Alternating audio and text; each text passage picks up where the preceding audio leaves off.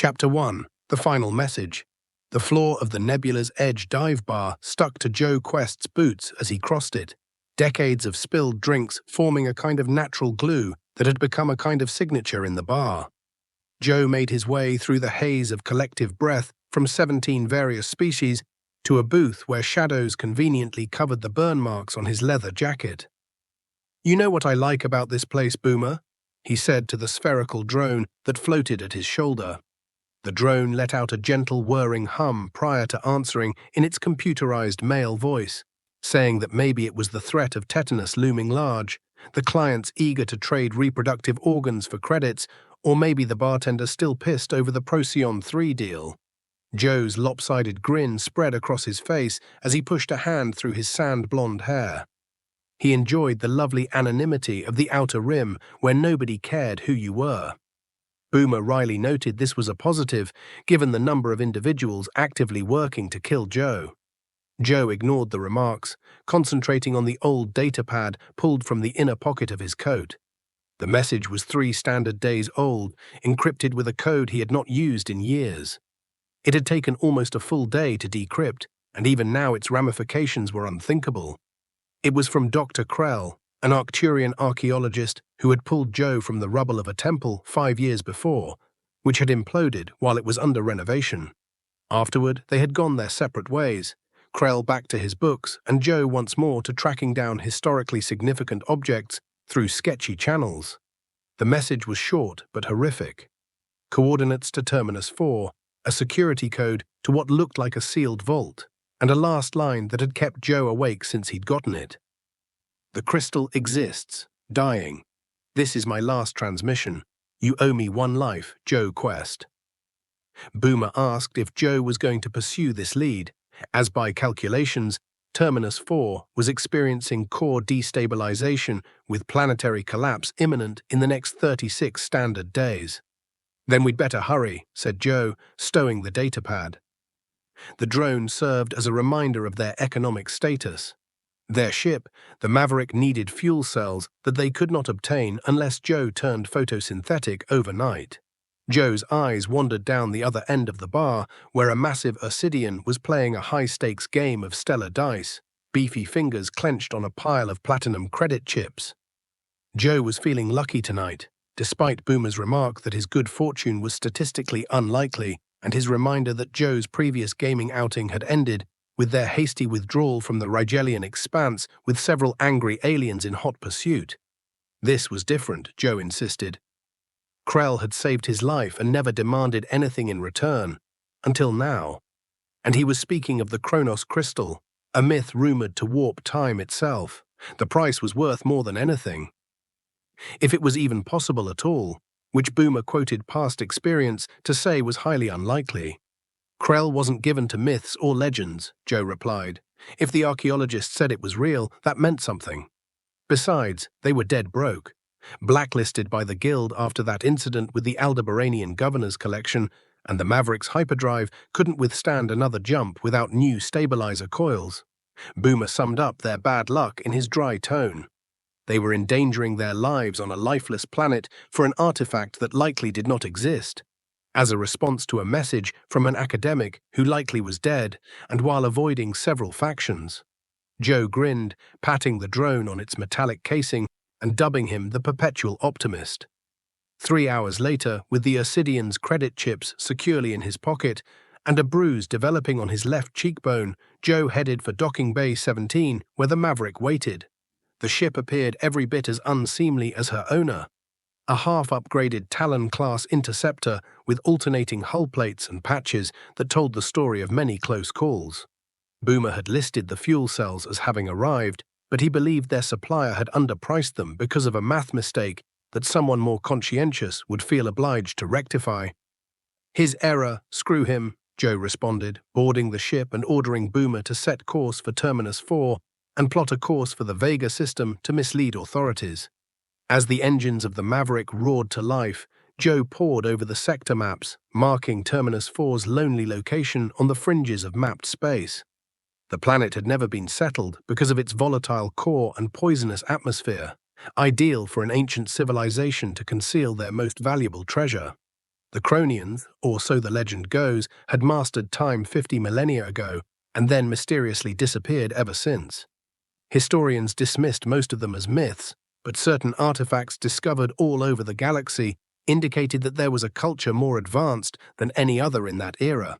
And their masterpiece was the Chronos Crystal, a power source which supposedly had the ability to bend time itself. If Krell was right, Joe growled as the Maverick lifted off, this will be the score of a lifetime. And if he wasn't, Boomer echoed, it will simply be the end of yours. Chapter 2. The Dying World. Helios Station's ancient data files were stored on a neglected sub-level that reeked of dust and decaying storage material. Joe had borrowed access codes from a slumbering scholar 3 levels up, and he had precious hours to learn before anyone would detect the intrusion. As he scrolled through passages of old texts on the Cronians, Joe muttered notes to himself. The pre-galactic confluence civilization had left evidence of their existence on 17 planets in 3 sectors, though most scholarly sources had them listed as semi-mythological with hyperbolic technological achievements. Joe called up holographic projections of validated artifacts showing Cronian numbering systems and architectural ruins. Most noteworthy was a projection of a tiny crystal shard in a preservation field, found on Altair Prime 100 years earlier. The shard had burned chronometric particles for 3 days before extinguishing entirely, marking it as true temporal manipulation technology, even if the Chronos crystal itself was not validated. Joe reviewed de Krell's published papers, which had theorized the Cronians had set up an outpost on Terminus 4. Krell's final expedition had been to that destination prior to the cutoff of university funding because of the planet's impending collapse. No one would dare a research expedition to a planet on the verge of imploding, Joe thought. No one except a treasure hunter who didn't have to answer to a board of directors. Further investigation uncovered the more serious state of Terminus 4. The core of the planet had destabilized centuries earlier, but recent scans indicated catastrophic acceleration of degradation. Volcanic activity had increased 400% over the last decade, and levels of atmospheric poison were approaching the levels that would render standard equipment useless within a matter of hours. Joe did not forget to specify his custom exosuit with the heavy-duty oxygen recycler, brushing aside Boomer's reminder that the same suit had malfunctioned on the Venusian dig with the explanation that it had been mostly fixed. Joe was especially interested in the energy readings for Terminus 4. The variations were not typical for geothermal instability under ordinary circumstances. Boomer speculated that they could be showing temporal distortions, and Joe concurred if the Cronians were testing time manipulation on Terminus 4, the instability of the planet could be a byproduct of their technology, maybe even the reason for the destabilization. And if the Chronos crystal was still operational after 50,000 years, its value as an energy source would be invaluable and dangerous. 6 hours later, the Maverick jumped into hyperspace, headed for the distant sector where Terminus 4 lay.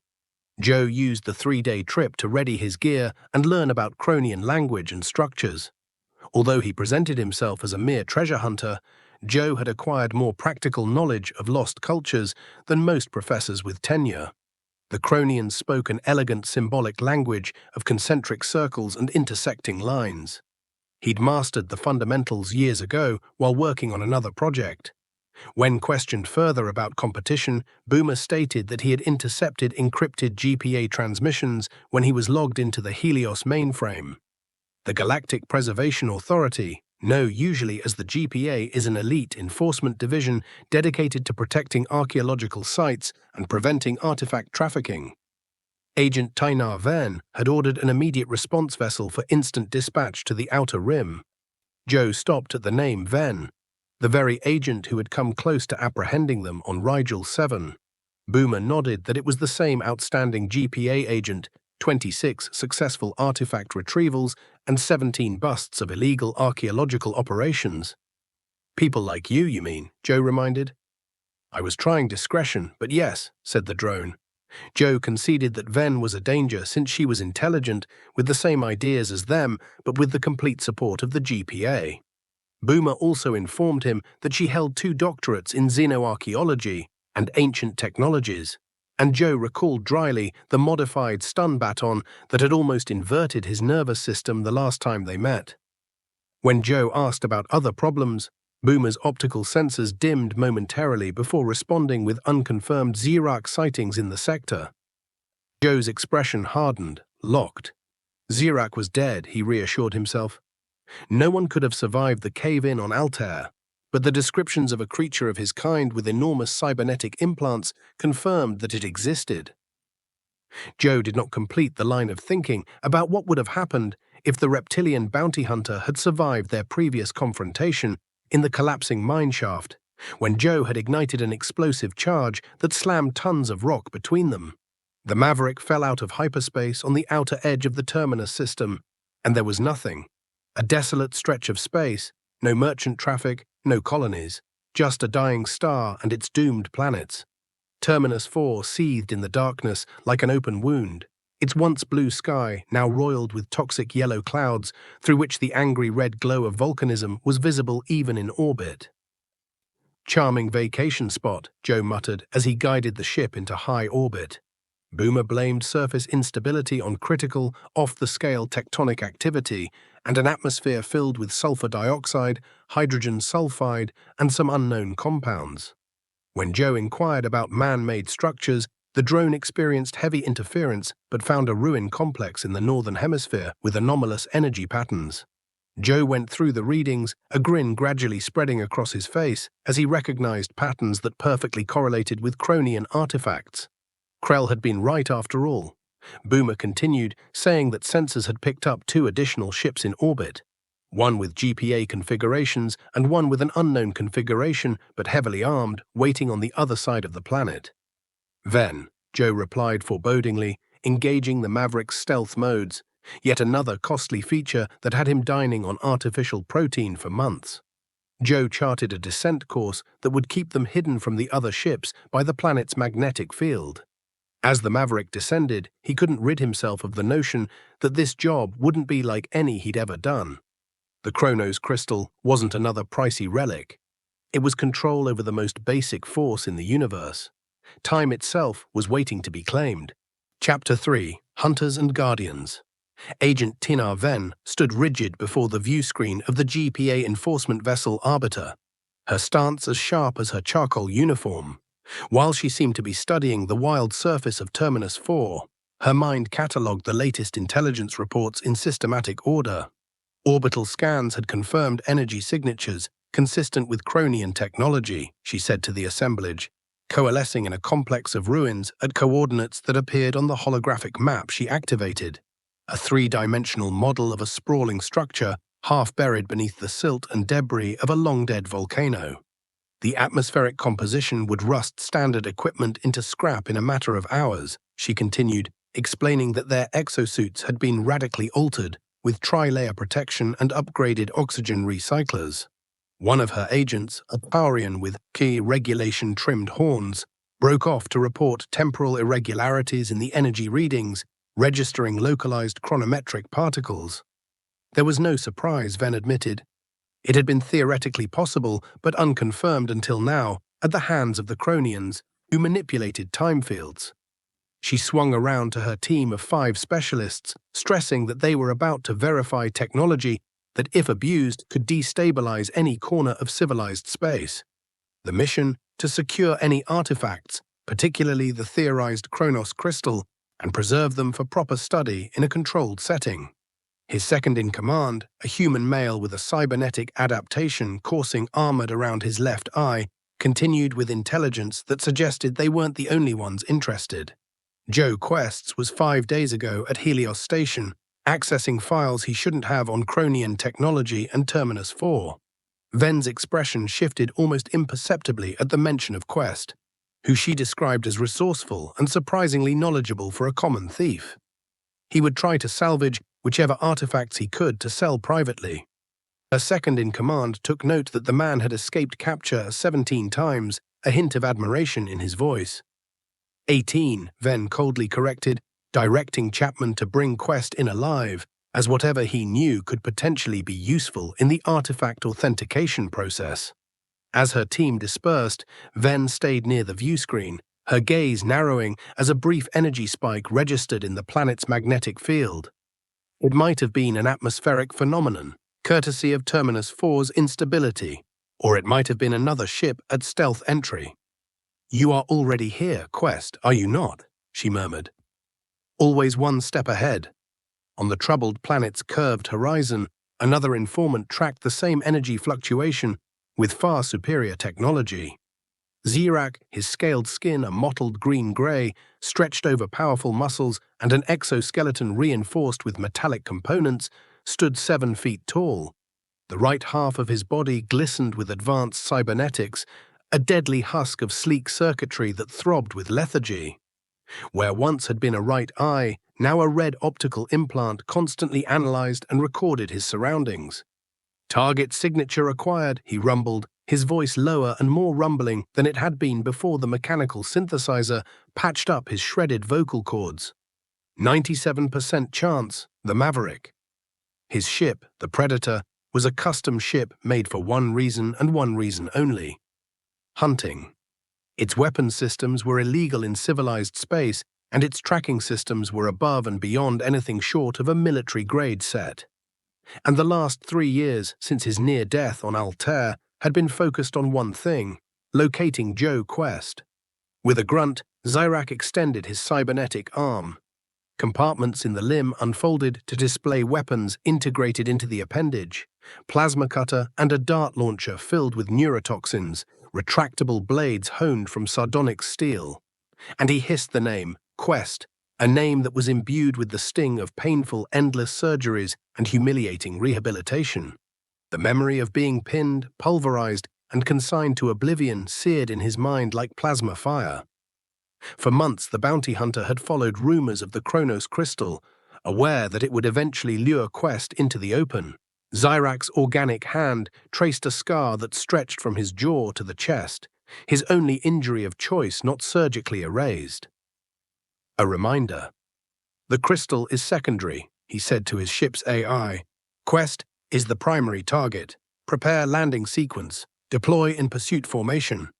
As the Predator descended towards the toxic surface of Terminus 4, Zirak found himself thinking about the last words Quest had said to him before he activated the explosives that buried Altair deep under the planet's crust.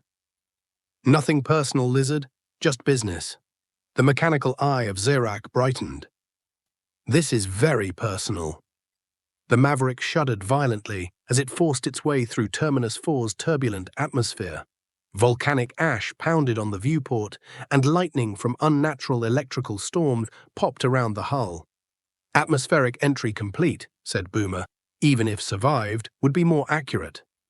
With white-knuckled hands, Joe manned the controls, struggling to keep them on their previous course toward where Krell said the coordinates were. "I'm reading everything up to October 2147, man," he said, before Boomer reported the status of the other ships. He asked him, and echoing another query which had already been nailed to the wall. "Let's hope they figure we're going for a different target," Joe muttered, even as he didn't buy it for a second. If Zirak had been in pursuit, and his gut told him he had, the bounty hunter would have tracked the Maverick with merciless precision. The vessel screeched through the nauseous clouds until at last bursting into the open, revealing a hellscape beneath. What was once a habitable world was now an intricate web of lava rivers snaking across charred plains. Giant sinkholes opened at random across the surface, devouring whatever happened to be overhead. In the distance, a mountain range was undeniably crumbling, one peak giving way even as they watched. "This planet doesn't have a week left, let alone 36 days, Joe said darkly. Revising their calculations to match the present readings, Boomer instead proposed the entire planet would be dead in 72 hours. "Perfect," Joe sighed. "No pressure." He remembered the Maverick, the whole fleet, was trained at one point all that the lands, or at least a landmass, could be seen. He guided the Maverick into what seemed like the only stable landmass in the view, a plateau rising above the chaos. The closer they got, the more evident were the signs of artifice, although they appeared only in stalagmite-like pillars of stone half buried by ash from some massive eruption, with surfaces carved into the signature series of looping circles that defined Cronian aesthetics. Joe had confirmed they were certainly Chronian structures and much larger than any located around other worlds. Boomer noted that while the energy signatures were strongest under the central structure, localized temporal distortions were also detected about the complex. For the most part, any location within the ruins where time wasn't flowing normally. Joe landed the Maverick in a reasonably flat area near the edge of the ruins and instructed Boomer to lock down all systems with full security protocols. Anyone else trying to get at the ship was to be fried. With pleasure, the drone responded, saying he had already prepped equipment based on predictions of needs. The snazzy exosuit Joe slipped into was a technological wonder that had set back anyone with a 5-year salary at least. Its tri-polymer outer layer would repel the corroding atmosphere, while the system within kept oxygen levels up and temperature down. Without conscious thought, his helmet activated, the advanced scanners detecting Chronian symbols and displaying their real-time translations on his visor, a program he had developed himself during their previous expeditions. When Joe inquired how long oxygen would last, Boomer opined 4 hours, a typical exertion, less if Joe did his usual and sprinted from immediate death. After a last equipment check, blaster at his hip, multi-tool at his belt, scanner configured to detect energy signatures, and the small device that would allow him to safely extract and contain the crystal. Joe ordered Boomer to keep the engines warm. He feared the departure would be a rushed affair. "When is it not?" the drone replied. The outer door slid open, and Joe Quest set foot on the surface of a dying world, the remnants of an ancient civilization stretching out before him, and somewhere beyond that, a treasure that could govern time itself. Chapter 4. Descent. The first time Joe stepped foot on the surface of Terminus 4, vibrations traveled up through his exosuit in subtle tremors that never fully went away, like the planet itself had a fever and was sweating. Swirling caustic yellow particles settled on the suit's exterior, leaving microscopic etch marks on the armor coating, and it was visible even through the filtration system of his helmet. Boomer's voice chimed through Joe's helmet comm, saying that surface temperature was 112 degrees Celsius, atmospheric toxicity at lethal levels, and ground instability increased the closer one got to the ruins. The Chronian ruins had looked partially buried from orbit. From the ground, their actual size was revealed, vast interlocking structures made of an obsidian, glassy substance that somehow had not splintered despite the planet's endless tectonic activity. The buildings loomed from the rubble and ash like the bones of a downed titan, their surfaces marked with the concentric circle patterns of Chronian writing. Joe clicked on his scanner and a 3-dimension image went on his helmet display. The energy readings beneath the central structure were strong and consistent in terms of Chronian tech, but Joe saw localized disruptions where the scanner couldn't get a fixed lock on certain zones. Boomer assured them that these were the temporal aberrations they had detected from orbit, and that unless properly shielded from the chronometric particles in the atmosphere, exposure could have unpredictable effects on human physiology. As Joe approached the main entrance, a huge archway covered in strange carvings, ground began to tremble and shake violently, almost knocking him off his feet. A crack split open 50 meters to his right, belching superheated gas into the poisonous air. Tectonic activity increasing. Boomer cautioned alarmingly. "This whole thing is coming apart," Joe muttered, hurrying toward the ruins. At least the ancient structures had survived 50,000 years of the planet's upheaval. They were probably safer than the open ground. As Joe stepped closer to the gigantic entrance, his scanner was translating the symbols etched into the arch. Most were ceremonial phrases like those found at Chronian sites, invocations to their deities of knowledge and time. But one sequence stood out for him. The eternal moment is in store for those who realize that before and after are concurrent. Joe said that such thinking exemplified typical Chronian philosophy. They thought time wasn't linear, all moments existed at once, and they were just changing reality so you could perceive it that way. "You're right, that would vindicate their temporal experiments," Boomer replied, though one could argue whether or not tampering with gravity at such a prime level was the best use of their time. Said the drone to the treasure hunter on an exploding planet, Joe said, answering with a wry smile that was hidden behind his helmet. The entryway opened into a sprawling anteroom, the vaulted ceiling soaring upwards at least 30 meters above the polished ground. Inside, though, the surfaces gleamed as if freshly polished, without a marking from time or from the planet's destruction. New soft blues glowed from hidden recesses when, like Joe, people approached them. 50,000 years and they are still running, he breathed in wonder. His scanner showed a few potential paths leading deeper into the complex, but the strongest energy signature appeared to be coming from a hallway on the right. As he pitched in that direction, the floor beneath him quaked once more, only this was different from the seismic activity outside. It felt like some kind of pattern, like machinery was going on. The complex appeared to be responding to Joe's presence, he noted. Panels of the floor lit up in succession, laying out a path of white light toward the right-hand corridor. This was in keeping with Chronian interactive architecture, agreed Boomer. Its facilities were designed to corral authorized people and confuse or ensnare intruders.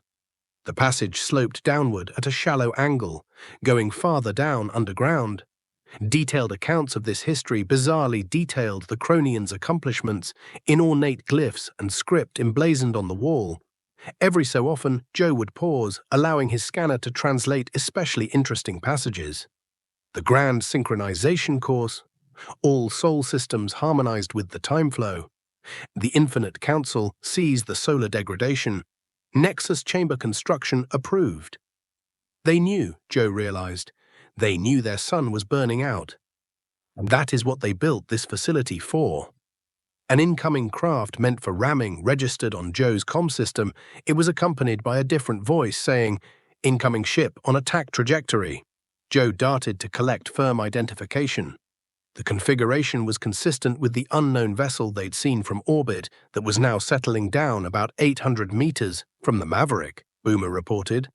When Joe asked for visual confirmation, Boomer told him the subject looked like Xeriac's species, but seemed to have a lot of cybernetic modifications. Well, he did survive, Joe said quietly, a mix of guilt, fear, and a grudging respect for the bounty hunter's stubbornness flowing through his blood. Boomer also reported that Xeriac looked like it was following Joe alone, although the nature of the ruins should customarily disrupt a straight-up probe. He suggested going farther into the complex. As though in agreement, the ground shook violently, sending distant explosions reverberating through the structure. Boomer also reported that the GPA vessel was also descending, and Agent Venn seemed to be sending a deploy order. Fantastic, Joe muttered. A race against time on a dying planet, the GPA and a cyborg bounty hunter on my tail. Just another normal day at the office. He began to run, keeping to the path of lights as it went deeper into the earth.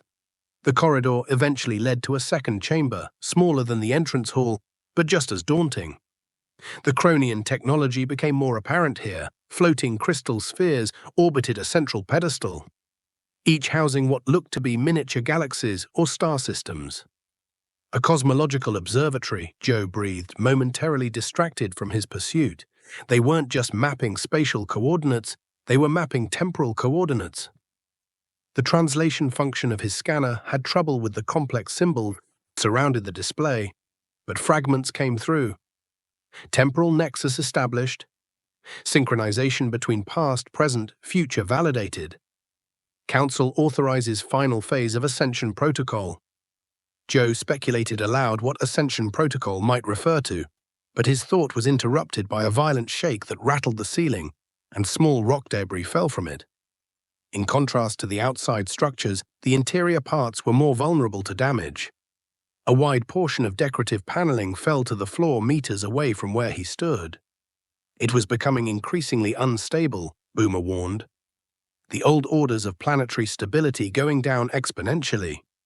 New calculations indicating that the entire core would collapse in 27 hours. The report also listed Xeriac heading toward the ruins, expected to reach Joe's current position in 9 minutes, so long as he took the right road.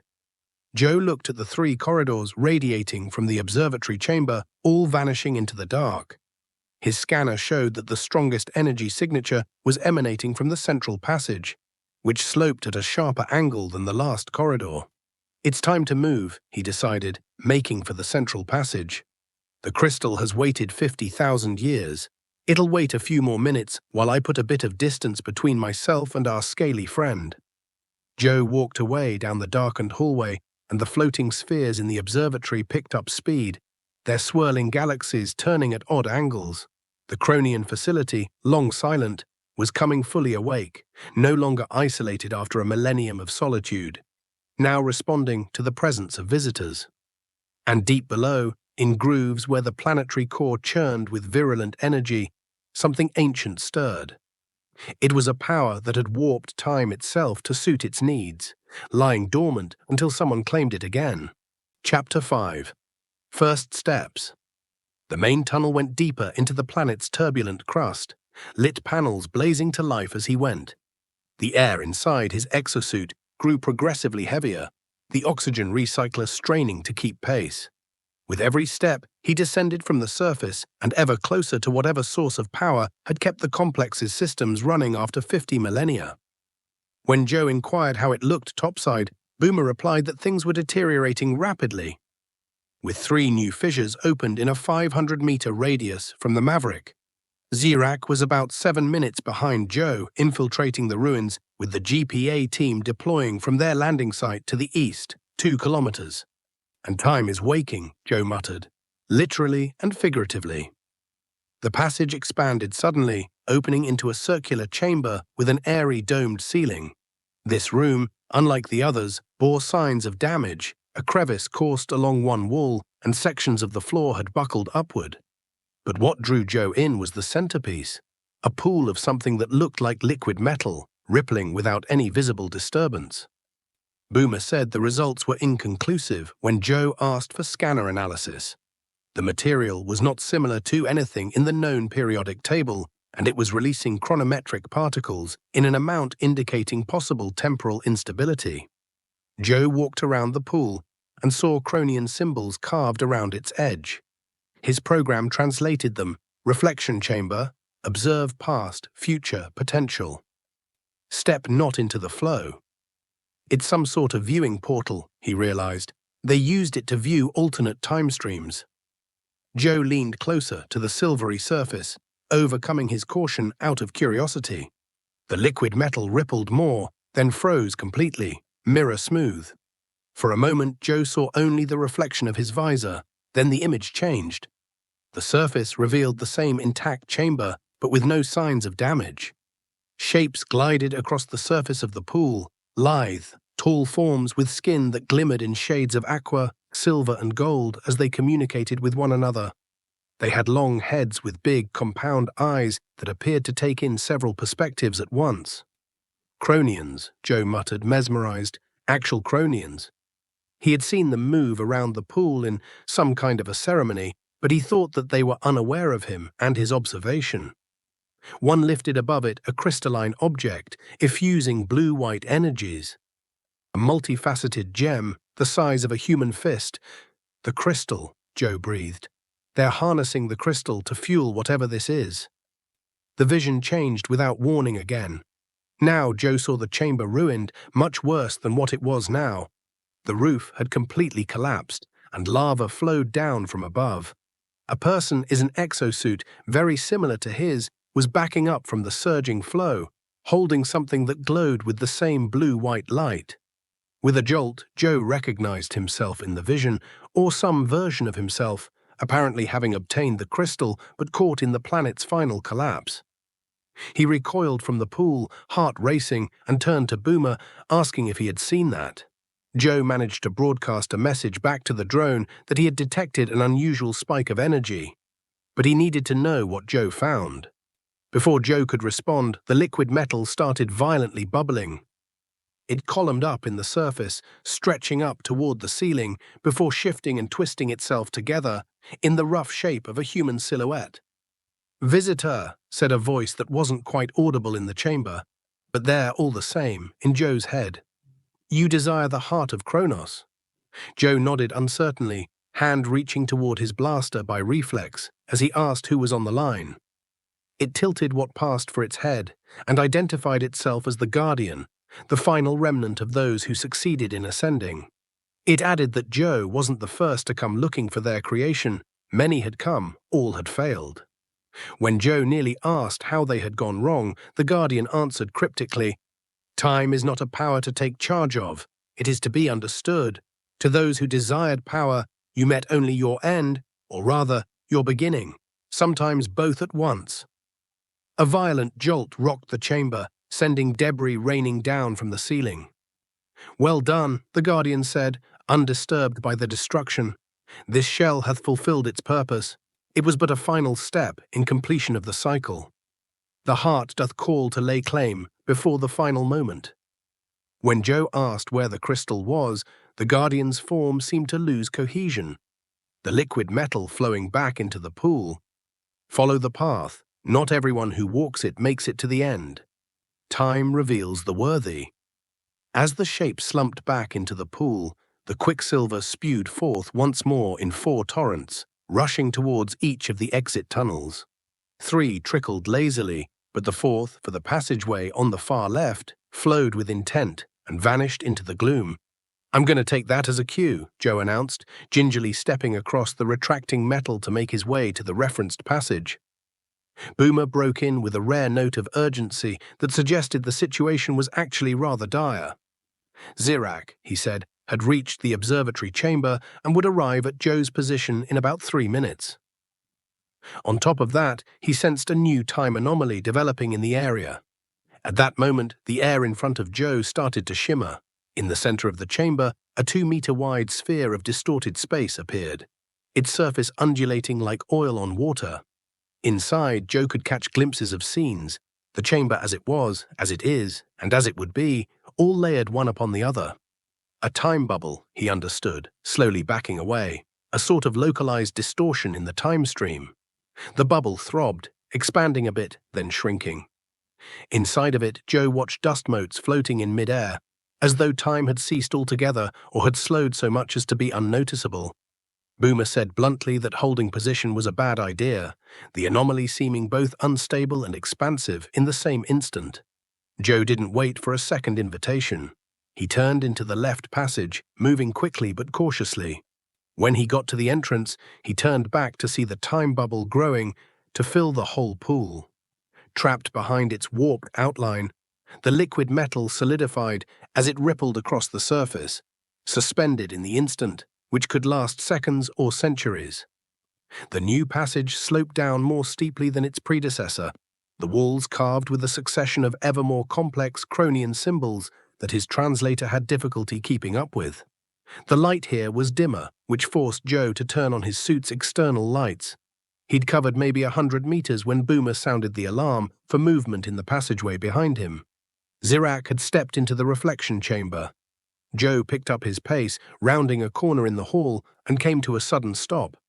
At the sight before him, a person lay face down on the passage floor, wearing a decaying environmental suit. The garment had rotted in spots, exposing desiccated skin beneath. A broken helmet was beside the body, and scattered gear surrounded it, including a scanner like Joe's. "Another treasure hunter," Joe said, kneeling to inspect the remains. That position indicated the individual had been crawling back toward the surface at the moment of death. The cause was not immediately clear, no visible injuries, no evidence of a rockfall or attack. Slowly, Joe rolled the body over and froze in shock. The face, though shriveled and mummified, was still recognizable. The environmental suit, while designed decades ago, had a familiar insignia on its shoulder patch. It was his own. "Boomer," Joe said, barely above a whisper, "I'm staring at my own corpse, a much older version of myself, dead in this passage." A beep from the scanner in his hand turned his attention to its readouts. The remains are reading as over 40 years old, but the time signature is variable, like it is partly set in the future. Boomer responded, after a beat during which the time distortions had seemed to accelerate throughout the surrounding complex, that Joe appeared to be witnessing a possible timeline, not a certain outcome. Or a previous timeline bleeding through, Joe disputed as he stood up slowly. The Guardian wrote that others had attempted and failed. What if one of those was me? Or will be me? Before Boomer could reply, a low mechanized voice called from around the bend of the passage, "Quest, I can smell your fear from here." As he stepped back from the body, Joe's hand went to his blaster. He turned to Zirak, struggling to keep his voice even, who even now looked pretty good for someone Joe had left under a mountain of stone. "You broke me," Zirak called back, his voice drawing near. "I rebuilt, stronger, better, with one purpose." Joe offered to pay double what the royal scepter was worth if that was what it was about. But the harsh, laughterless sound that followed made it apparent that Zirak was saying it wasn't at all about money. Suddenly, the alert on Joe's scanner blared. The time bubble from the previous chamber began to expand, pouring forward down the passage toward them, like an approaching wave.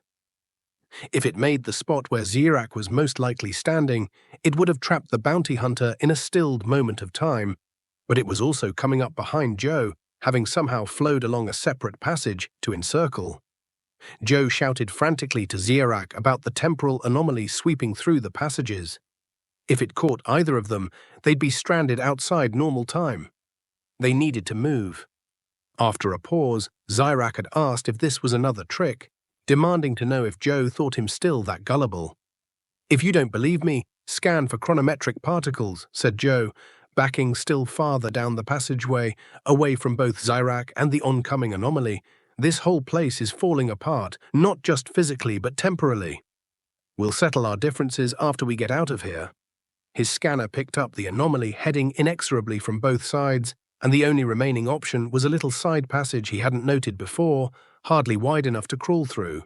"That's your problem, lizard," Joe said, dropping to his knees, starting to probe into the narrow tunnel. "Die for vengeance or live to hunt me another day." He didn't wait for an answer, lurching forward into the cramped space, just as his scanner showed the two leading edges of the time bubble sweeping down hard on his former location. The final sound that reached him before the corridor behind him filled with flame was a furious roar, interrupted mid-utterance as time itself paused for the bounty hunter. Joe crawled on, the tight tube rubbing against his exosuit. Beyond him, normal time had stopped passing. Straight ahead, the passage opened into gloom, leading deeper into the heart of the ruins, and closer to the force unraveling the very fabric of reality around him. Chapter 6: The Shifting Maze. The narrow tunnel gradually widened until Joe could stand. To his left was a hexagonal chamber with 6 identical doorways symmetrically distributed around its perimeter. This room, in contrast to the previous ones, contained no inscriptions or decorations, only smooth, featureless walls and floors made from the same dark, glass-like materials as the rest of the complex. Joe had tried to reach Boomer, but all he got was a cascade of static and bits of the drone's voice explaining that the signal was degraded due to the temporal distortions, and that Joe's tracker signal was jumping, and a reliable location would be difficult. Joe looked at his scanner, but the device was failing on him, its screen flashing back and forth between readings as if it could not make up its mind about what to sense. The energy signature he had been tracking flared and melted away, leaving him at multiple positions at once, forward and aft. "I'll have to navigate blind," he muttered, looking over the 6 identical doorways. He picked the second from the right at random and walked up to it cautiously. When he stepped through, the passageway beyond seemed normal enough, just a long, straight corridor leading 40 feet out before turning left. Joe went down it, leaving a little stick-on beacon on the wall from his equipment belt, a breadcrumb to follow in case he needs to find his way back. He arrived at the turn and made the turn, only to find himself stepping back into the hexagonal chamber, but now through a different doorway than the one he'd entered. "What the—" Joe looks back at him. The corridor he'd just come through remained, the beacon still on in the wall about halfway down its length. But somehow it had rejoined the central chamber instead of leading deeper into the complex. "I've done spatial reconfiguration," he realized. "The passages are shifting." He opened another door, descended a staircase. He set another beacon at the entrance, then started down. The stairs spiraled down, each twist manifesting more steps until Joe counted more than 100. The air became noticeably cooler, indicating that he was drilling deep into the crust of the planet. At last, the staircase finished at a tiny antechamber with one entrance. Joe stepped through and found himself back in the hexagonal room, emerging from yet another door. "This is not possible," he said to himself, his frustration increasing. His oxygen readout was ticking down to 3 hours left, not time he could spare, walking around in circles. He was about to try a third doorway when a faint sound provoked his attention, something between a scrape and a whimper that came from one or the other passages. Joe pulled his blaster, approached slowly, and cried out, "Anyone there?" Silence on the other end for several seconds, until a female voice asked if he was real this time. The voice was hoarse, as if unused, and had an accent Joe couldn't immediately identify. He held his blaster ready, but lowered it somewhat, confirming that he indeed existed, referring to himself as an explorer, all the same asking for the name of the speaker. Someone stepped tentatively into the open from one of the doorways, humanoid, wearing a tattered environmental suit that had evidently been patched together several times over with whatever scrap material was handy. The helmet was cracked and not functioning, hiding the user's features. "Brisel Sato," the figure said, maintaining a safe distance. "Independent resource acquisition specialist." "A scavenger," Joe translated with a little smile, asking how long she'd been in the ruins. The figure's posture shifted, tension ranging even through the loose suit. She said she had been there 4 or 5 days, but it was hard to tell in the maze where passages kept shifting. With every time she thought she had discovered a way out, she found herself back in this chamber. Joe made a face, accusing him of ridiculousness and stating definitively that 4 days in an ordinary suit was unmanageable owing to oxygen limits.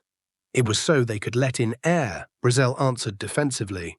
She had been rationing and had discovered pockets in some of the chambers where the air from without was breathable, if strange.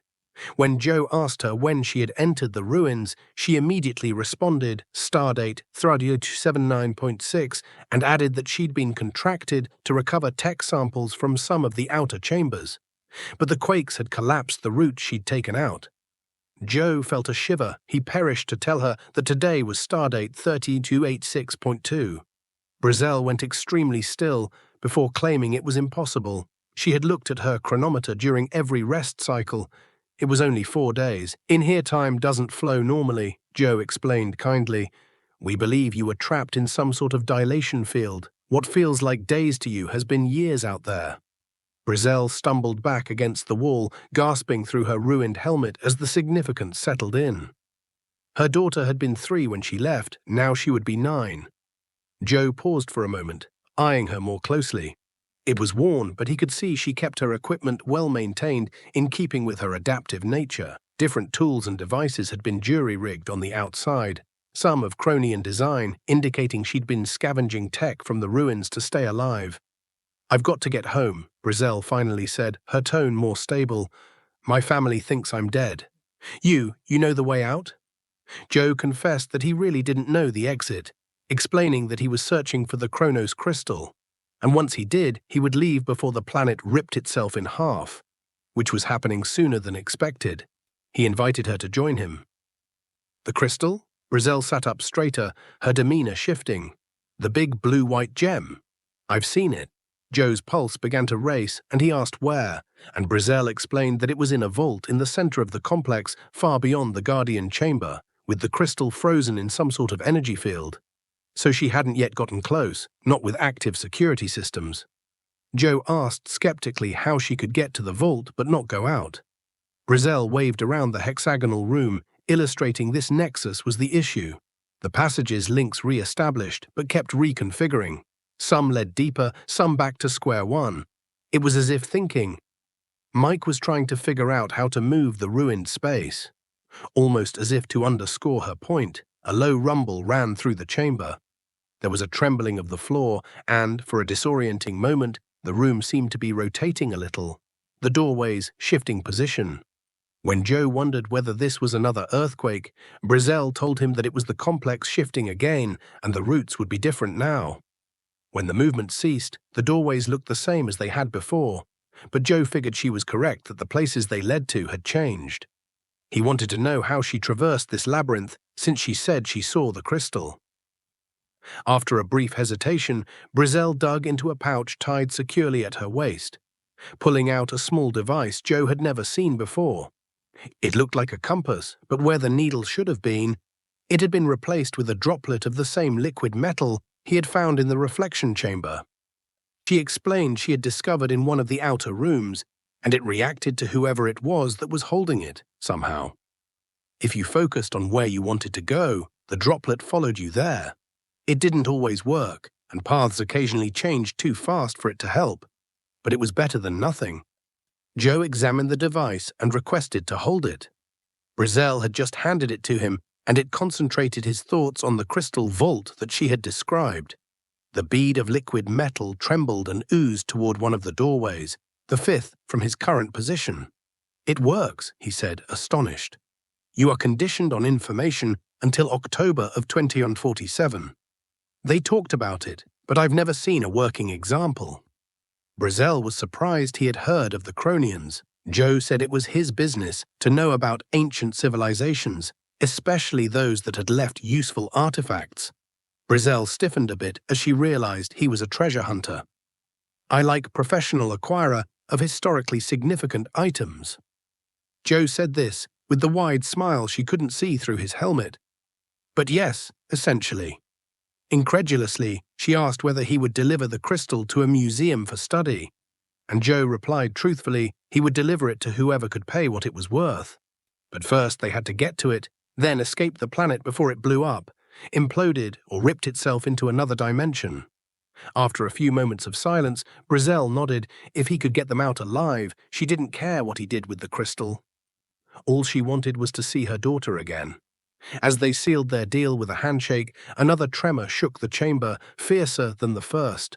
Slabs of the ceiling came loose, crashing to the floor and sending them scrambling to avoid them. "That was a real quake," Brizzell confirmed, passing through the doorway the compass had pointed to. "They're getting worse. We should hurry." Joe trailed after, stopping at the opening to glance back at the hexagonal chamber.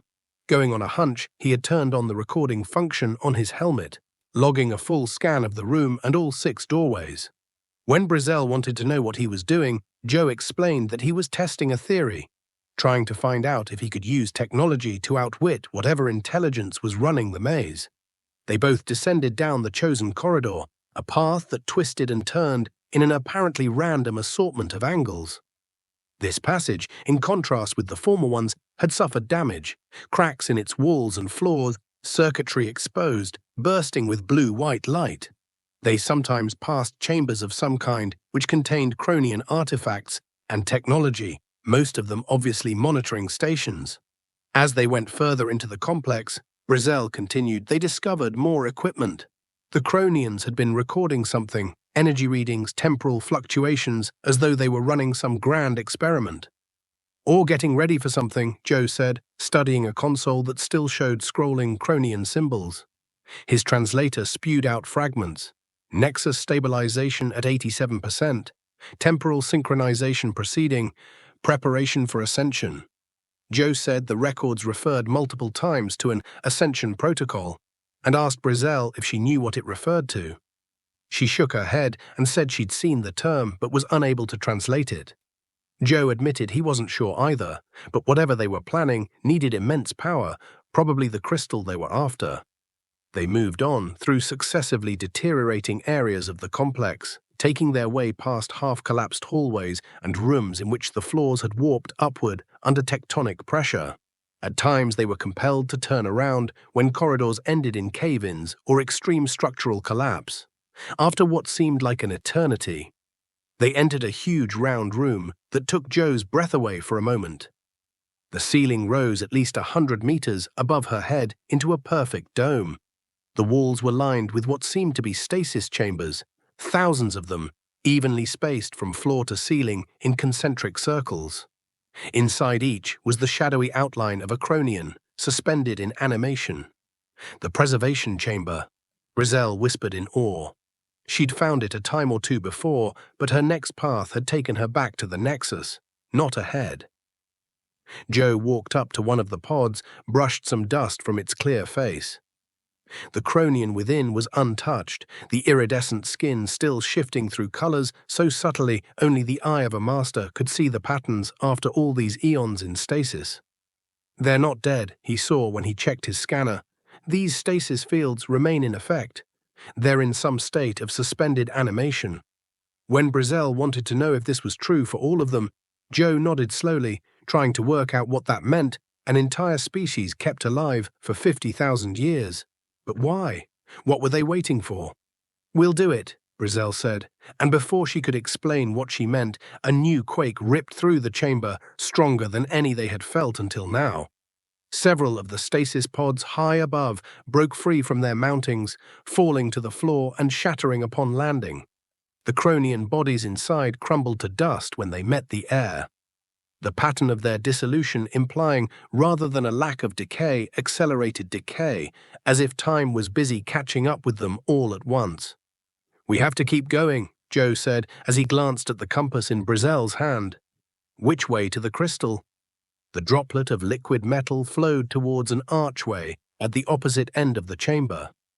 As they approached it, Joe felt something strange, the air around them shimmering and the temperature oppositionally going up and down. Each step registered higher levels of temporal distortion on his exosuit sensors. "Time flow is becoming too unstable, Leo," he said. "Stay close. If we become separated from one another, we could end up transmitting information through something like a wormhole, meaning that we might experience time at very different rates." "Like what happened to me," said Brizzell. They arrived at the arch, which, in turn, led to a narrow bridge over a chasm of unknown depth. Below, dark was intermittently lightning flashed with energy, the glow of an infinite sky. The bridge itself seemed to be composed of the same dark substance as the rest of the complex, but rippled as if it wasn't quite solid. Brizzell paused toward the edge and said she did not recognize this bridge and had never seen it before. That complicated things, Joe said, and the structural damage had to be affecting the reconfiguration mechanisms. With a deep breath, he stepped out onto the bridge. It supported his weight, although he felt it shift beneath him, as though he were standing on a waterbed. Brizzell followed in awe, the compass a talisman held before her. Halfway across, the bridge suddenly lurched to the side, almost tossing both of them over the edge. Joe took hold of Brizzell's arm, anchoring her as the whole thing seemed to rotate in space. The thing turning so that what had been the side was now the walking surface, and vice versa. The compass flew from her hands, vanishing into whatever dark was ahead. They saw it fall until it was a tiny speck and vanished into the dark, with no sound of impact following. Joe grimly said that they were going to have to go on without it, and asked whether she had memorized the way to the crystal chamber. Brizzell answered vaguely that she believed so, but without the compass, we have no idea what paths would lead where. The bridge finalized its transformation and settled in its new configuration. This exit archway, now slanting at an angle they had not walked during the last bounce, and leading to what seemed like an altogether different corridor than the one to which they'd been aiming. "I guess there's nothing to do but go on," Joe said, pushing ahead toward the new exit. "Let's hope this maze chooses to work with us and not against us." As they left the bridge, there was a distant roar through the complex, some blend of mechanical and organic and utterly alien. The walls surrounding them quaked in response, and for a brief instant, the air itself seemed to warp. "What is that noise?" Brizzell had whimpered, instinctively moving closer to Joe. "I don't know," he admitted, pulling his blaster from its holster, "but I have the sense that we're running out of time to discover."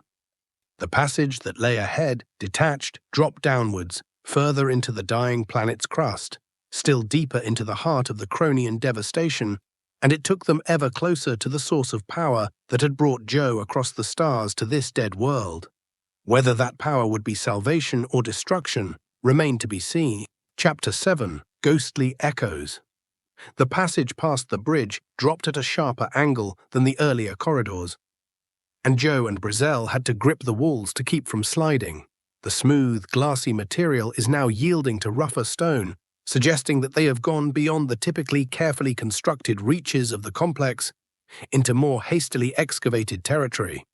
Joe said the architecture had changed. Was less ornate. Almost as if this portion was built quickly. Brizzell said it appeared that they had been digging for something. Gesturing to markings he observed that looked like tool impacts rather than purposeful design. The passage finally leveled out to a chamber the likes of which they had never seen. While previous rooms had boasted clean geometric designs, this was an irregular space, a natural cavern that had been enlarged and altered. The ceiling arched unevenly above, studded with thousands of crystalline nodes that pulsed a soft blue light. They were all focused on the major feature, a circular platform enclosed by 7 tall obelisks displaying Chronian symbols from their base to tip.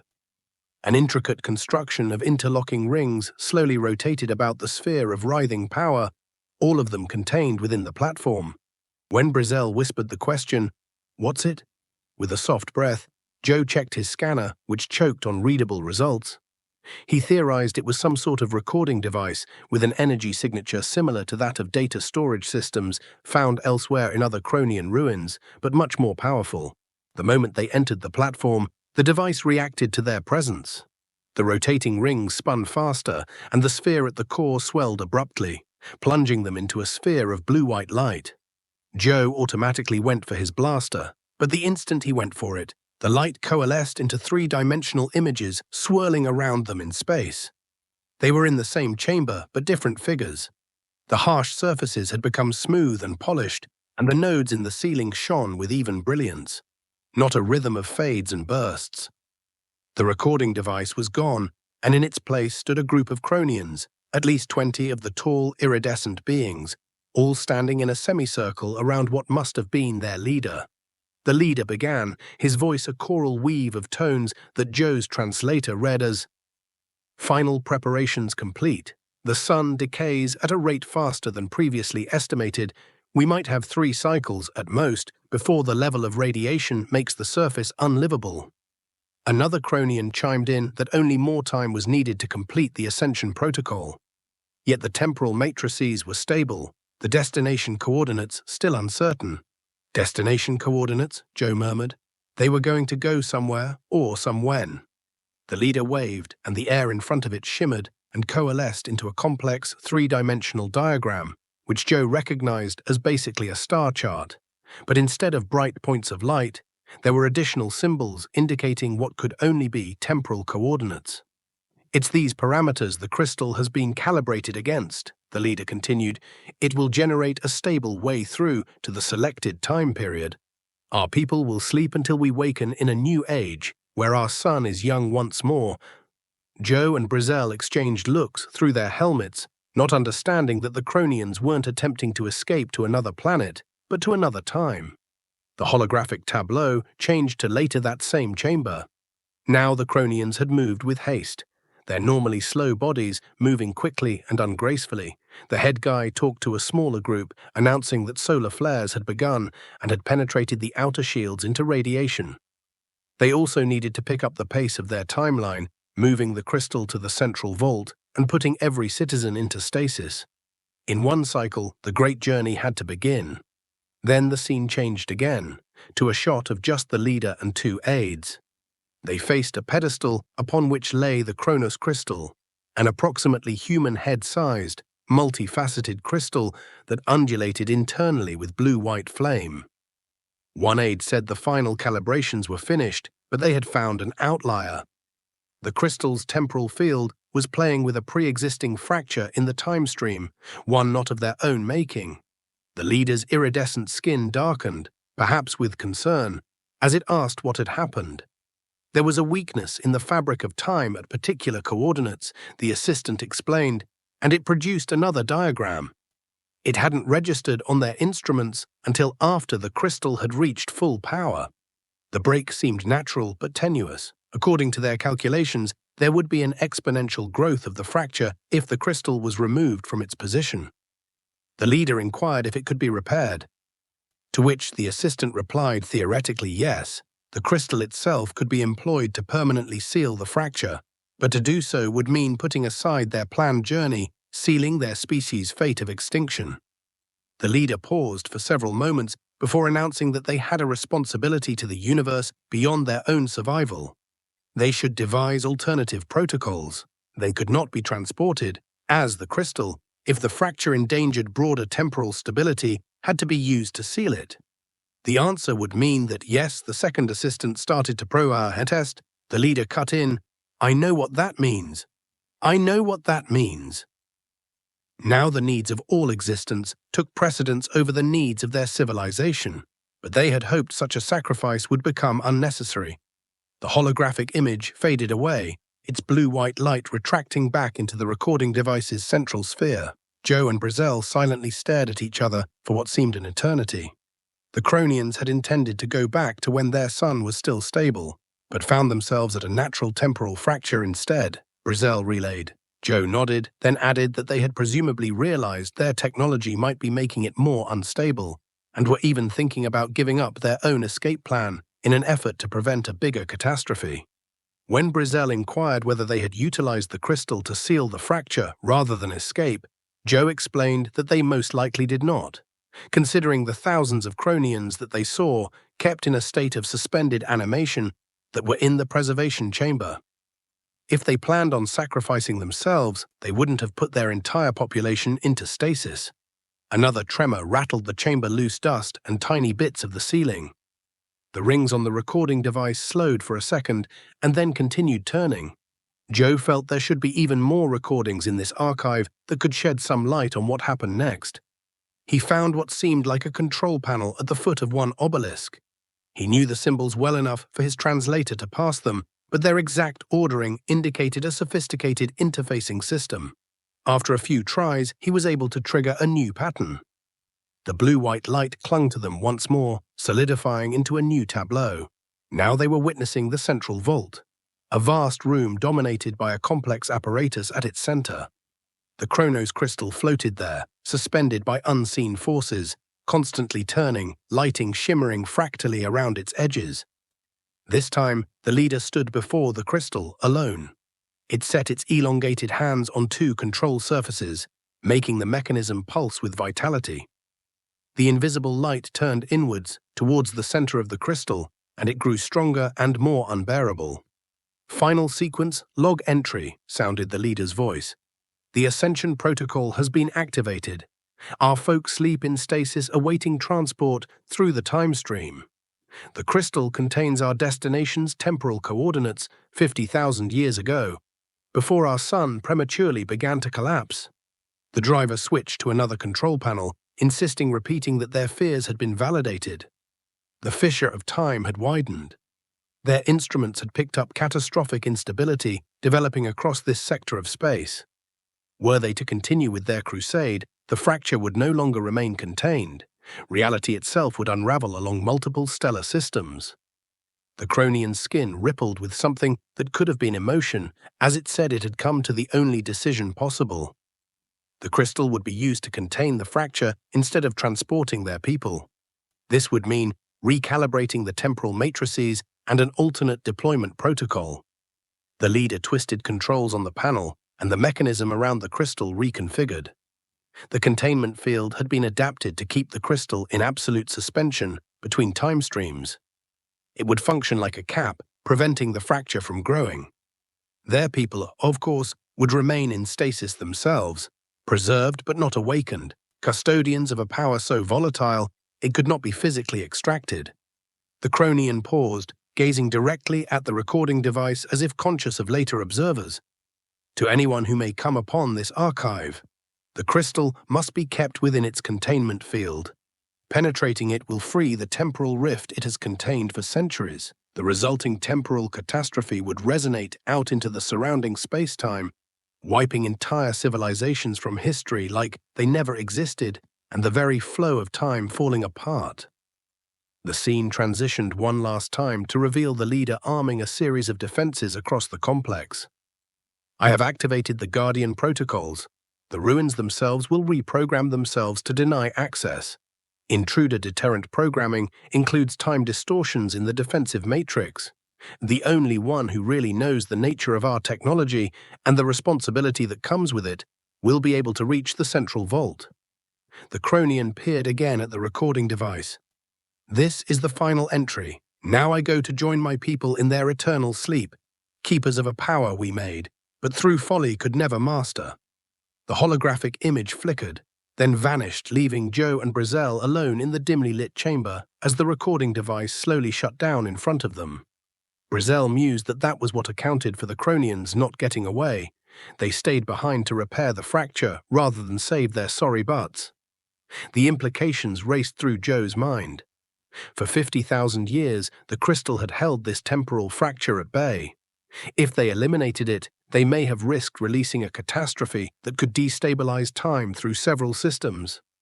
"Is that a gamble you're prepared to make for your payday quest?" Brizzell asked pointedly. Joe didn't reply right away. The treasure hunter in him argued that the tape could be propaganda, a last-ditch threat to keep thieves from claiming the crystal. His instincts were otherwise. He recognized the Chronians showed a degree of ethical consideration scarce among advanced civilization.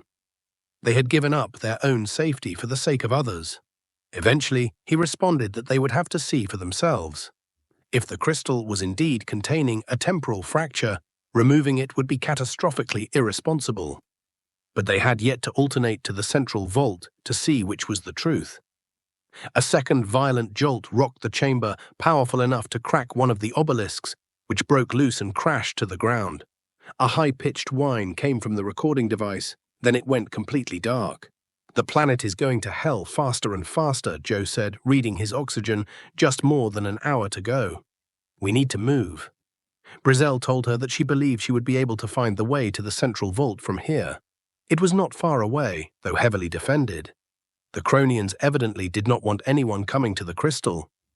When Joe inquired as to what sort of defenses they contended with, Brizzell spoke of time stasis fields that were capable of freezing anything in mid-motion. She'd also run into puzzles that involved some mastery of Chronian mathematics. Those she'd generally avoided by seeking alternate paths. But there was something else in there, she could hardly bring herself to say, something out of place. She had seen it once, a humanoid shape that was wrong in a half-opaque way, crawling through solid walls as if it wasn't fully occupying their reality. Joe theorized that it was a Chronian that had escaped from stasis, but Brizzell dismissed it. It looked angry and was chasing something or someone. When they continued through the archway and into a new corridor that dipped slightly down at an angle, Joe speculated it was maybe a side effect of the temporal distortions, with part of the manifestation coming from some other timeline. Brizzell answered, "Whatever it is, it didn't feel friendly. We must get away quietly from here. The central vault is nearby, but the deadliest defenses guard the approach to the end." They walked wordlessly, winding through ever more elaborate corridors that would sometimes change shape as they passed. Twice they had to retrace their steps when the corridors they squeezed through suddenly terminated in blank walls that hadn't been there a moment before. The air became distinctly colder, their breath seen as wispy vapor inside their helmets. Joe's scanner showed high-tonnage chronometric particles, indicative of many sources of temporal energy within a short distance. At last, they arrived at a circular antechamber with 3 openings. Something shimmered across the central exit, a barrier of force, a curtain of light that rippled and shook like water. "That connects to the central vault," Brizzell said quietly, waving towards the barrier, "but I've never seen a way to turn it off. Whatever touches it freezes in time. I saw a piece of debris get snagged in it. It's still there, frozen in the instant of contact." Joe contemplated the barrier, then scrutinized the antechamber walls. Several Chronian symbols were written in circles around the structure, and 7 different panels were evenly spaced around the room.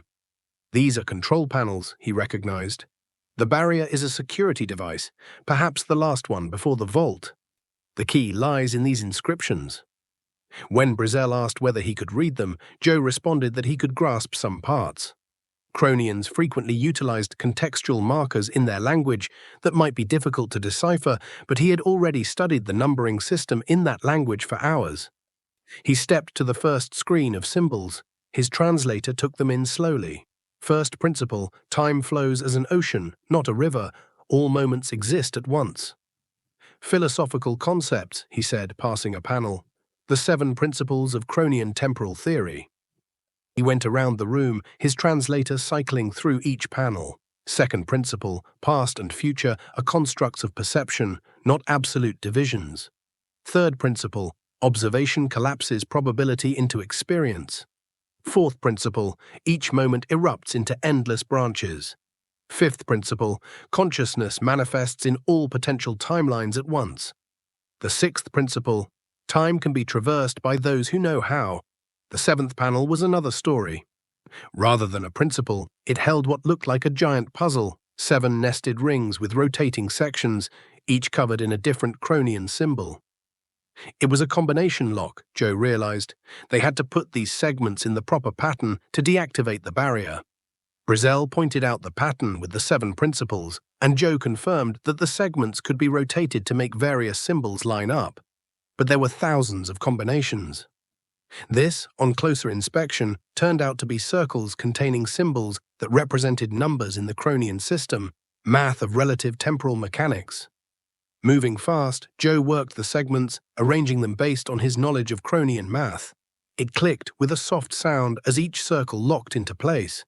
It took all his focus to perform the process. One mistake and the mechanism would likely reset, or additional defenses would be triggered. The last circle fell into place just as another tremor rocked the chamber. The barrier in front of the central exit glimmered and then dissipated, showing a brief corridor leading to a large set of doors, marked with the now receding symbol of the Chronos crystal. "You did it," Brizzell whispered, moving toward the newly opened passage. Before Joe could speak, his comm crackled. Boomer's voice, piercing static to relay GPA forces, had made it to the outer complex, with Agent Venn at the lead, tracking Joe's position. "We need to move," Joe said, walking toward the vault doors. "The GPA is not too far behind us." As they neared the gigantic doors, they silently opened to reveal the room they had seen in the holographic recording, the central vault of the Chronians, and in the vault, the target of Joe's quest. The Chronos crystal hung, dormant in its primeval mechanism, thrumming with the virtue to twist time itself. Chapter 8. Closing in. The central vault loomed before them. A gigantic hemispherical chamber whose concave ceiling was traced with a map of the galaxy as it had appeared 50 millennia ago. The floor was polished black stone that reflected the blue-white glow radiating from the center of the chamber, where the object of Joe's quest floated in magnificent isolation. It floated within a mechanism of cogs and concentric rings that spun at different speeds, sometimes locking into synchronization, forming designs so intricate and rapid that they would smuggle a scent out of the world, and at others, drifting back into separate realities. The crystal itself was bigger than Joe had expected, about the size of a human head, multifaceted and glowing internally in a flash of alternating blue and white light. At times, quivers of other colors rippled over it, purples, greens, and golds that appeared and disappeared, like ghosts. "It's beautiful," said Brizzell with reverence. Joe could only nod, frozen in place for a moment. In all his years of treasure hunting, he had never come across an artifact whose power was so evident. The crystal felt alive in some way, its pulsations almost a heartbeat. His scanner beeped, and he looked at its readings. "Chronometric particle density is off the charts," he reported. "And there's also something else, a kind of temporal wake coming from the crystal, almost as if it's withholding something." "The fracture," suggested Brizzell, "just like the recording said." Joe advanced gingerly, observing that the ground was marked with concentric rings that replicated what was above. When he walked into the first belt, the rings which surround the crystal throbbed slightly, as though it sensed his presence. "It's tracking us," he realized. "The defense system remains in work." His communicator crackled again, Boomer's voice this time stronger. "Joe, you have to pick up your timetable. The outer defenses have been bypassed by Agent Venn's team, who is using GPA temporal stabilizers. They're about 20 minutes behind your location. I'm also picking up energy signatures commensurate with Ziriak's cybernetic systems. He has seemingly escaped the time bubble." "How is that possible?" Joe muttered. "It was a temporal stasis field that trapped him." "His cybernetic parts may have spared him some damage," Boomer said. "A preliminary analysis suggests his mechanical systems may have produced a localized counter-frequency that disrupted the stasis effect." "Okay, so a GPA and a cyborg bounty hunter coming in on our position," Joe summarized grimly. "Perfect." He examined the mechanism that held the crystal, observing control panels stationed at cardinal points on the chamber's perimeter. We have to find a way to extract it safely, he told Brizzell, and from what we were able to gather from the recordings, trying to extract it incorrectly would likely destabilize the time fracture that it's holding in. Does it even need to be removed? Brizzell countered. You heard the warning. Shunting the crystal could trigger a time collapse in multiple systems. The planet's falling apart, Joe reminded her. If the crystal stays here, it will be smashed in the collapse, and the fracture will be freed one way or another anyway. Well, at least if we take it, we have a chance of finding a way to use it properly. Brizzell seemed not entirely convinced, but nodded. So how do we extract it from that mechanism without causing a catastrophe? Joe walked toward one of the control panels, his translator going haywire attempting to decode the complex display. These are a monitoring system that shows the status of the containment field, he explained. Crystal being held in some form of temporal stasis, partially outside of normal temporal flow. That's how it's closing the gap. He switched to another panel, which showed what looked like a three-dimensional map of space with a jagged line running through it. This must be the fracture itself. It stretches across several neighboring systems. Do you have any idea how bad it would be if released? Brizzell examined the display and asked. Joe's face turned somber, the readings catastrophic. Time would unravel itself in the entirety of this sector. Some parts would speed up, others would slow to near stasis. The boundaries between possible timelines would shatter, rendering reality fluid. A powerful jolt rippled through the chamber, more violent than any they had felt. The entire complex appeared to shift as dust and chunks of rubble fell from the ceiling. The mechanism that keeps the crystal suspended compensated and adjusted to ensure perfect suspension, despite the movement. Crystal can be released under a protocol specified by the containment field, Joe said, looking at a third control panel. It can be temporarily saved to a safe state and be transitioned into a mobile state. But it's complicated, and I'm only grasping pieces of the process. How long will it take? Brizzell glancing nervously toward the entrance. I don't know. Hours, maybe? And we don't have hours. Joe kept reading the panels, trying to reconstruct the steps to disable the security using the bits his translator managed. The Cronian tongue was lovely but frustratingly exacting. Even the slightest twists in the way symbols intertwined could change entire concepts. I think I know the principle of it, he said at last. The crystal must be slowly decoupled from the fracture, which means its containment function must be transferred to said secondary stabilizers. He highlighted smaller crystals embedded in the mechanism's rings. Once the transition is complete, the primary crystal is removed and stabilizers provide temporary containment. How temporary? Brizzell asked. I'm not sure, Joe admitted.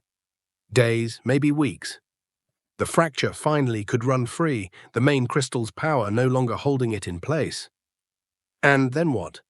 Well then, we'd better have a permanent solution, Joe said darkly. Just as he was about to initiate the decoupling process, his communicator chimed again. This time, it wasn't Boomer's voice that came through, but rather a female voice, crisp and authoritative. Joseph Quest, this is Agent Tina Venn of the Galactic Preservation. We have located your position in the central vault. My team has blocked all exits to the complex. Surrender at once and hand over any artifacts under your control. Joe cursed and shared a look with Brizzell, muttering that they had company a little earlier than expected. He powered up his comm and greeted Agent Venn most cordially, suggesting that they should probably make a date for later, as he was a bit occupied at the moment. This isn't a negotiation quest, Venn said, her voice becoming steely. We know you're trying to extract the Chronos Crystal. Our scans show extreme temporal instability emanating from your position. Whatever you are doing, drop it instantly. No, actually, said Joe, I'm trying to avert a temporal disaster. This planet is splintering, and if the crystal goes down with it, we're going to see time itself unspool across systems. So unless you arrived with gear to neatly pack up an artifact that manipulates time, I suggest I take this one off your hands. After a moment's pause, Venn replied that they had specialized containment fields for temporarily active artifacts. It is high time Joe stood down and let her people carry on with the right extraction protocols. Joe considered this. The GPA possessed advanced tech for dealing with dangerous artifacts. He'd experienced it in previous encounters, But he also knew that their top priority was to obtain the crystal for government study, not to neutralize the imminent threat of the fracture. "How about this instead?" Joe said. "I'm inside the vault already with control of the systems. Finish the decoupling sequence that I already started and we can talk custody. It's a delicate process. Stopping it could provoke exactly what we are trying to avoid." Another tremor rocked the chamber, this one with a low, ominous rumble that seemed to rise from far below. The lights flashed, and the contraption holding the crystal risked clattering down. "The planet's core is nearing critical instability," Ven conceded, a hint of urgency creeping into her usual professional tone. "My team's estimates indicate that we will have full collapse in less than 6 hours. How long will it take you to decouple?" "I'm not sure," Joe confessed. "The Chronian systems are highly intricate, and my translation is partial. The more we talk, the less time we have to act." Another pause came before Ven responded, "We're holding position outside the vault. Finish your decoupling sequence, but note, the crystal will be placed under GPA custody upon extraction. This is non-negotiable." "Got it," Joe said, although he didn't plan to just give up the prize he'd traveled the length of the sector to rack up. "I'll be in touch when this is all done." He cut off his communicator and looked over to Brizzell.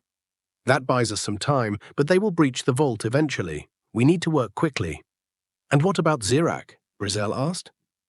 "If he got out of the time bubble—" "Let's focus on one problem at a time," Joe answered, looking back at the control panels. "First thing we need to do is get the crystal out safely. Then we'll be concerned about fending off bounty hunters and government agents." With mechanical precision, Joe began the decoupling procedure, flicking controls for which he had at best an incomplete comprehension of the Chronian systems. The mechanism complied, the ring spinning to transform from lunar landscape to pontoon redoubt as the stabilizers took on an increasing portion of the containment role. The crystal's pulsations became more erratic as the bond it shared with the fracture was slowly severed. "It's working," he said after a few tense minutes. "We're now starting to fire secondary stabilizers. Containment is transferring." Brizzell watched nervously, torn between Joe's work and the vault entrance. "How much longer?" "Hard to say. In the final stage, you will interact directly with the crystal itself. Once the mechanism gets to a particular configuration, all the crystal can be physically taken off by an authorized user per these controls." "And how does it identify an authorized user?" Joe's face was dark behind his helmet. "That's the problematic part. It needs a genetic key, Chronian DNA. Without it, the crystal would activate a security response." "So we're not allowed to take it after all," Brizzell said. "Not exactly," Joe said, fishing into a compartment on his equipment belt. He pulled out a small device of his own design, a cylindrical thing with a retractable collection matrix at one end. "I expected security precautions. This is a molecular resequencer. When it is applied to the control surface, it temporarily simulates the genetic structure encoded for access." "You were equipped to avoid alien genetic locks?" Brizzell asked, admiring despite herself. "That's not typical treasure hunter gear." "I'm not a standard treasure hunter," Joe said, with a note of pride. The rings of the mechanism kept reshuffling until they settled into a certain formation, one that matched with the diagram on the central control panel. As they looked on, the rotation slowed, then came to a halt altogether. The crystal hung in the center, unmoving, yet its pulsations had evened into a metronomic beat. "It's ready," Joe said, approaching the now quiescent mechanism with the resequencer in hand. "The containment function has been taken over by the stabilizers. Now all we need to do is convince it that I'm authorized to remove the crystal." He found what seemed to be a recognition plate on the bottom of the mechanism, a flat panel with a handprint-like indent. He placed the resequencer on the surface, and he waited as the device determined the genetic pattern and started synthesizing a replacement, something compatible. A gentle chime signaled the end. Joe took off the resequencer and pressed his gloved hand onto the recognition plate. For a tense moment, nothing occurred. Then the panel lit up with blue that spread up the mechanism. The ring spread apart, revealing a clear path to Crystal, who hovered in place. "It worked," Brizzell breathed. Joe touched the crystal slowly, the stillness of his hand a mark of the enormity of what he was doing. When his fingers came within a few centimeters of its surface, the air between them thickened, like pushing your fingers through invisible syrup. "There's some kind of field still protecting it," he muttered. "I need to—" It was more pressure, the hand sliding closer and the sparkling surface suddenly feeling tangible under his fingertips. Joe had never felt anything like that moment of connection. An avalanche of energy flooded his frame, painful yet steady in its power. His vision dissolved, then coalesced wider than the vault, circled the stars, the planets, civilizations over epochs. All at once in his mind, and all was the fracture, a wound in reality, barely contained, straining the cages the crystal had held for millennia. Its chaotic potential was something he could almost feel, its devastation if all that he saw was released. Despite the overwhelming force of the crystal's power, Joe concentrated and clenched his hand around it. The instant it departed the apparatus fully, the secondary stabilizers lit up brighter to offset the loss of their primary containment source. Instead, the bond between Joe and the crystal only grew stronger, not what he'd hoped. Instead, it appeared to solidify, the artifact linking with him on a level he couldn't really understand. Knowledge poured into his head faster than it could be processed. Chronian understanding, temporal mathematics, visions of potential futures unfurling from this instant. "Joe?" Brizel's voice sounded like it was coming from a great distance. "Joe, are you all right?" His vision dilated. In time, so did his regular perception, though the expanded awareness stayed at hand, an undertow. The crystal thrummed with energy in his palm, beating in time with his heart. "I'm okay," he controlled himself, his voice quivering. "It's incredible. I can feel it, reaching out to me in some way." "Your helmet display is going nuts," Brizel said, studying the readouts shown on the inside of his visor. "Your biometrics are all spiking." Joe nodded, working his thoughts into some order. Keepers of the crystal know many things. Chronian knowledge, and something else, awareness of the fracture it's been holding back. "I feel and see how dangerous it is." He gently deposited the crystal into the containment case he had brought along for this specific purpose, a mechanism of his own design that utilized the scant information there was about Chronian technology. Much to his surprise, the crystal's connection did not weaken when he closed the case. "The stabilizers aren't going to hold for long," he said to Brizel, fastening the case to his equipment belt. "Days at most. We need to—" He was interrupted by a massive tremor, the most violent so far. A crack appeared in the floor beneath them, a split forming across the polished stone. The apparatus that held the crystal in place began to disintegrate, secondary stabilizers sparking as their alignment warped. The core of the planet must have hit a new level of degradation, Joe thought, glancing at his scanner. "We have hours at most, not days." His communicator buzzed again, Boomer's voice swift with urgency. "Joe, the structural integrity of the complex is compromised. Several of the passages have fallen in. Your way back is no longer there." "What about Agent Venn?" Joe said, already starting to walk toward the vault entrance, Brizel close behind. "Their team returns to their ship. They've also noticed the heightened instability. However," Boomer paused, "Zyrak has been monitored progressing further into the complex. He seems to be arriving at your position from a different path." "Of course he is," Joe muttered. "Can you plot us a course back to the Maverick?" "Negative. Here are some passages that have been reorganized or fell down. However, there is a secondary exit from the vault that I suspect leads to a different surface access point." Joe saw the exit Boomer had spoken of, a smaller door on the far wall of the chamber from where they had entered. "We'll take it. Keep the engines warm. We'll be leaving in a hurry." "When are we not?" the drone replied dryly. As Joe and Brizel raced toward the secondary exit, lights in the chamber pulsed and dimmed. Damaged though the mechanism was, its stabilizers flared erratically, unable to maintain its containment on the fracture without the power of the crystal. "What do you do when those fail?" "What's that?" Brizel asked, pointing at the destabilizing mechanism. "Nothing," Joe said grimly. "Let's not stick around to see." They stepped through the doorway onto a narrow corridor that climbed steeply upwards. This seemed just a maintenance access route, utility corridor, in contrast with the decorative passages they had previously traveled, utilitarian and straight, illumination strips skirting the floor. The information imbibed by his connection with the crystal still thrummed through Joe's mind.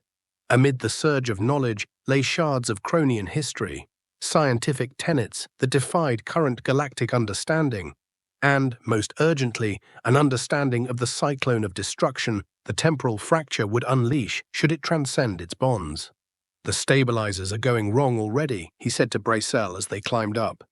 "Within hours of breaking free, the fracture will begin to influence the space around it. The time distortions will propagate outward, increasing exponentially. Is there any way to stop it?" "We could seal it forever with the crystal," Joe said. "But it would mean direct application to the epicenter of the fracture. The Chronians never finished that protocol because it would sacrifice their escape plan." A second violent shake nearly hurled them against the walls, the corridor ahead visibly cracked, dust and debris raining from above. "We've got to move faster," Joe urged, breaking into a run despite the steep incline. They had walked maybe 100 meters when a deep, mechanically altered voice rang out from somewhere behind them. "The crystal quest. Leave it, and you could still survive." Joe didn't slow down or look back. He informed Bracel that their exit path just became a hell of a lot better and picked up the speed again, even with his oxygen now reading below 30 minutes. Heavy footsteps, crashing menacingly closer behind them, the unfaltering stamp of Zirac's almost mechanical stride. The bounty hunter was hot on their heels, his cybernetically enhanced body seemingly incapable of being tired by the steep climb that already had both humanoids gasping. Bracel nodded ahead, where the corridor ended at what looked like a lift platform that might carry them to the surface. They arrived at the platform, Joe's fingers playing the control panel like a piano to awaken the ancient device. For an agonizing moment, nothing happened. Then the platform, with a groan of long-dormant machinery coming to life, began to rise. "Too slow," Joe muttered as the chasm between the ascending platform and the corridor floor slowly widened.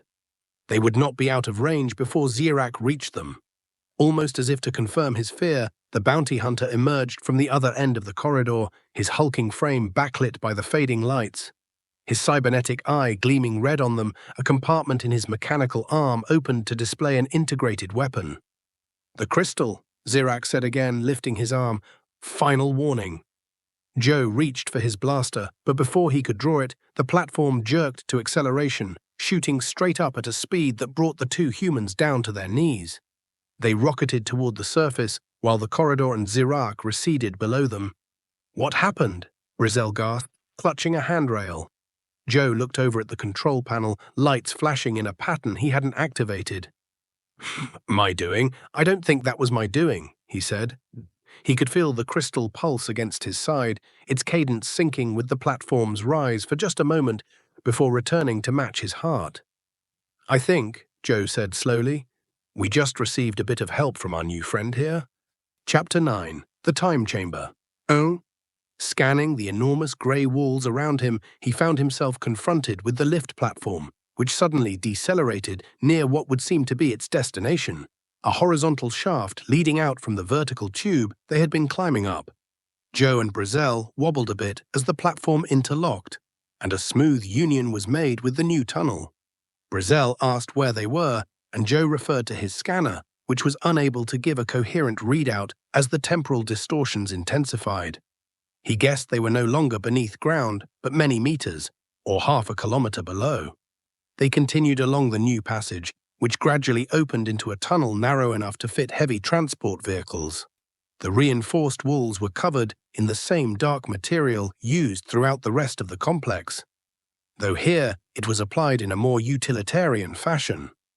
Joe said this appeared to be a supply route, pointed out recessed areas that may have housed freight or equipment, likely used in the original construction of the deeper facilities. Before Bracel could ask about a surface route, a powerful jolt shook the tunnel hard enough to crack the reinforced ceiling. A section fell at least 30 meters ahead, thus blocking their road with rubble. "Oh, that's not good," Joe said, looking at his scanner for alternatives. "There's another fork about 20 meters behind. It may cause an alternative exit." Backtracking, Joe's communicator came to life with Boomer's voice, frantically recounting several major seismic events. The matter in the planetary core stabilizer had warped, and planetary core instability had hit terminal phase, with new calculations predicting meltdown complete collapse within 3 hours. Joe recognized this when he asked about the GPA team. Boomer reported that they had fallen back to their vessel and had achieved orbit, and requested orbital patrol craft to prevent anyone from leaving the surface. "She's not going down easy," Joe observed. "And Zirak?" Boomer answered that he lost signal after the lift ascent, although unusual energy fluctuations indicated temporal distortions were continuing to intensify throughout the lower complex. "The stabilizers are apparently failing faster than we had been led to believe," Joe said. "We need to move quickly." They retraced their steps to the branch Boomer had pinpointed, a narrower tunnel that sloped upward more steeply than the corridor they were in. This one bore more the kind of natural formation than an engineered construction, that there was ever a feature and the Chronians had just reinforced and developed it rather than having created it. At several hundred meters, the tunnel branched again. Joe checked his scanner, which showed that both branches eventually trended upward, but that the right branch looked more straightforward. "This way," he said, selecting the proper route. They had gone 40 or 50 meters when the tunnel suddenly flared out into a roughly circular chamber some 20 meters across. Whereas the rooms of the main complex had a carefully constructed quality, this seemed an untouched cavern, altered only as needed. The roof vaulted overhead, studded with what appeared to be natural crystal formations that glowed with a faint, pulsing blue-green light. When Brizzell asked what this place was, Joe referred to his scanner and learned it was nowhere to be found on any of the complex schematics his system had reconstructed. He theorized it was a natural formation the Chronians found but never completed. As they progressed deeper into the chamber, Joe noticed something odd in the air. It shimmered in places, producing an aberrant light effect, akin to heat waves rising from hot ground. His scanner started beeping in quick succession. "Massive chronometric particle concentration," he reported, examining the readings. "This chamber has an electromagnetic field, suffused with temporal energy. It's different than what we faced down below, more chaotic, less structured." Brizzell hypothesized it was a natural temporal phenomenon, perhaps tied to that fracture the Chronians mentioned. That would explain why they'd built their facility here.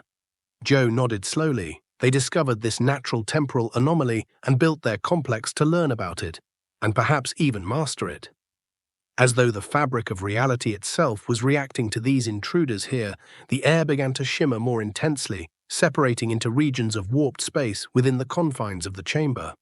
In the process, the very fabric of reality appeared to contort, rocks floating in mid-air for a second before dropping, tiny motes of dust moving back to the surface, and over in one corner, a puddle of water rippling in patterns that seemed to defy fluid dynamics. "It's like the fabric of time is extra thin here," Joe came to understand. "We should proceed carefully. Don't touch any of the distortion fields."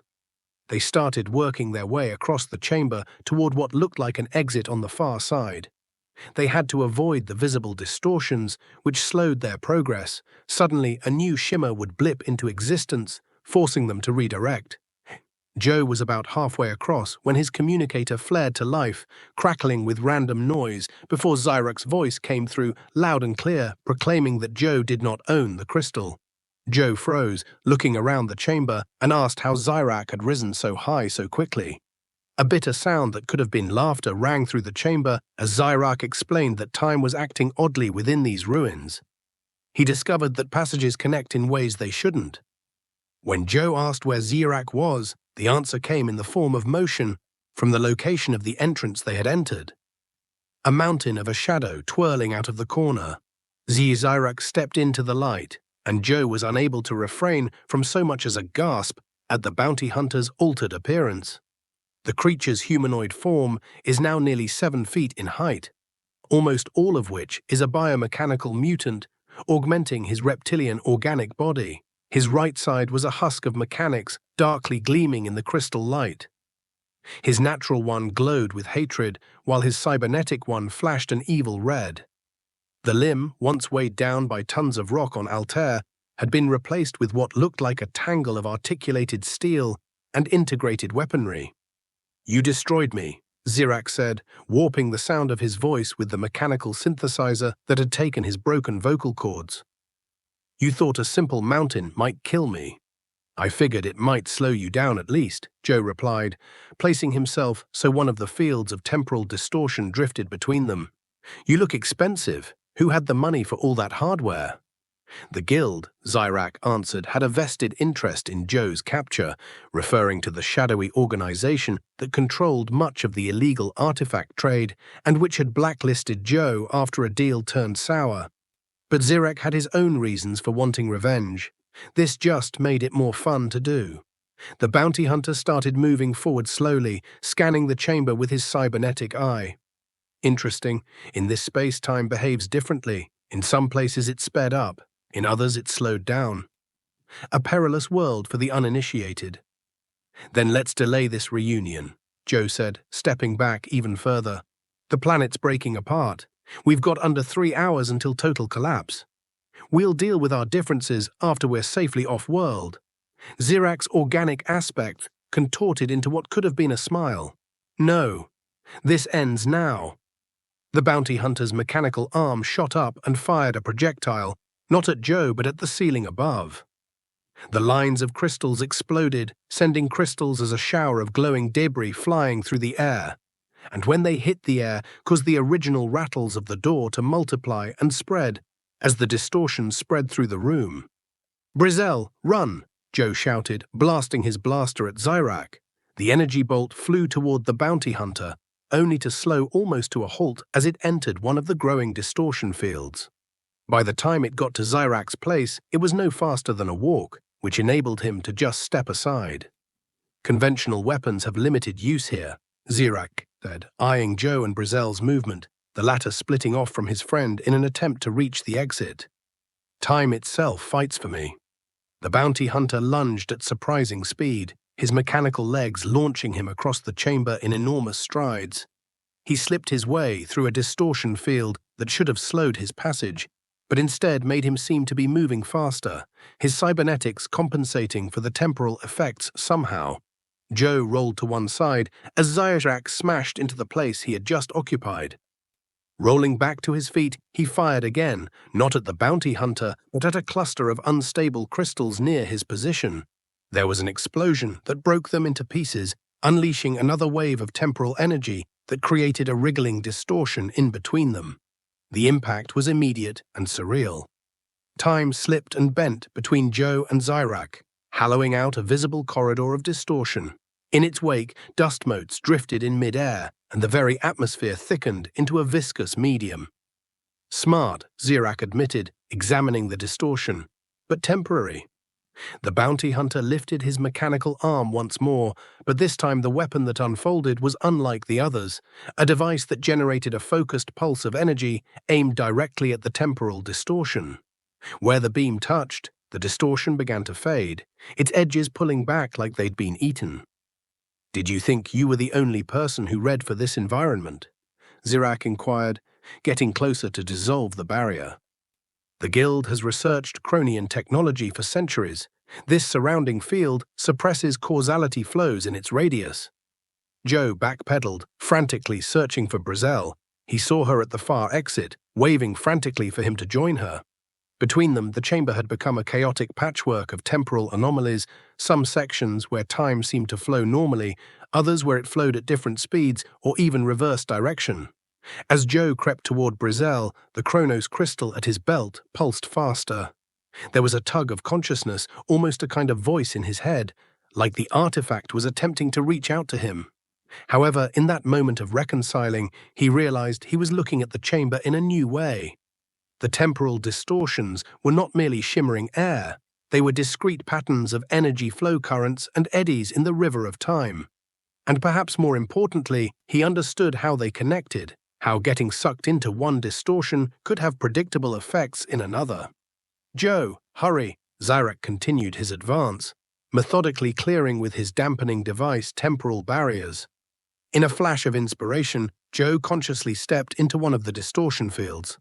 The impact was instant. his sense of time drastically slowed, the world around him appearing to speed up. Zyrak seemed to be traveling at twice normal speed, swallowing the distance between them. Yet instead of falling victim to a trap, as the bounty hunter had clearly anticipated, Joe focused on the crystal at his hip, forcing his mind to push against the stillness of time.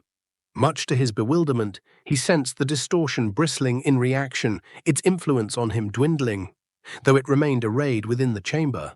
He flew a bit slower through the field than normal, but not by much, and came out on the near side of another distortion, this one an acceleration field rather than a deceleration.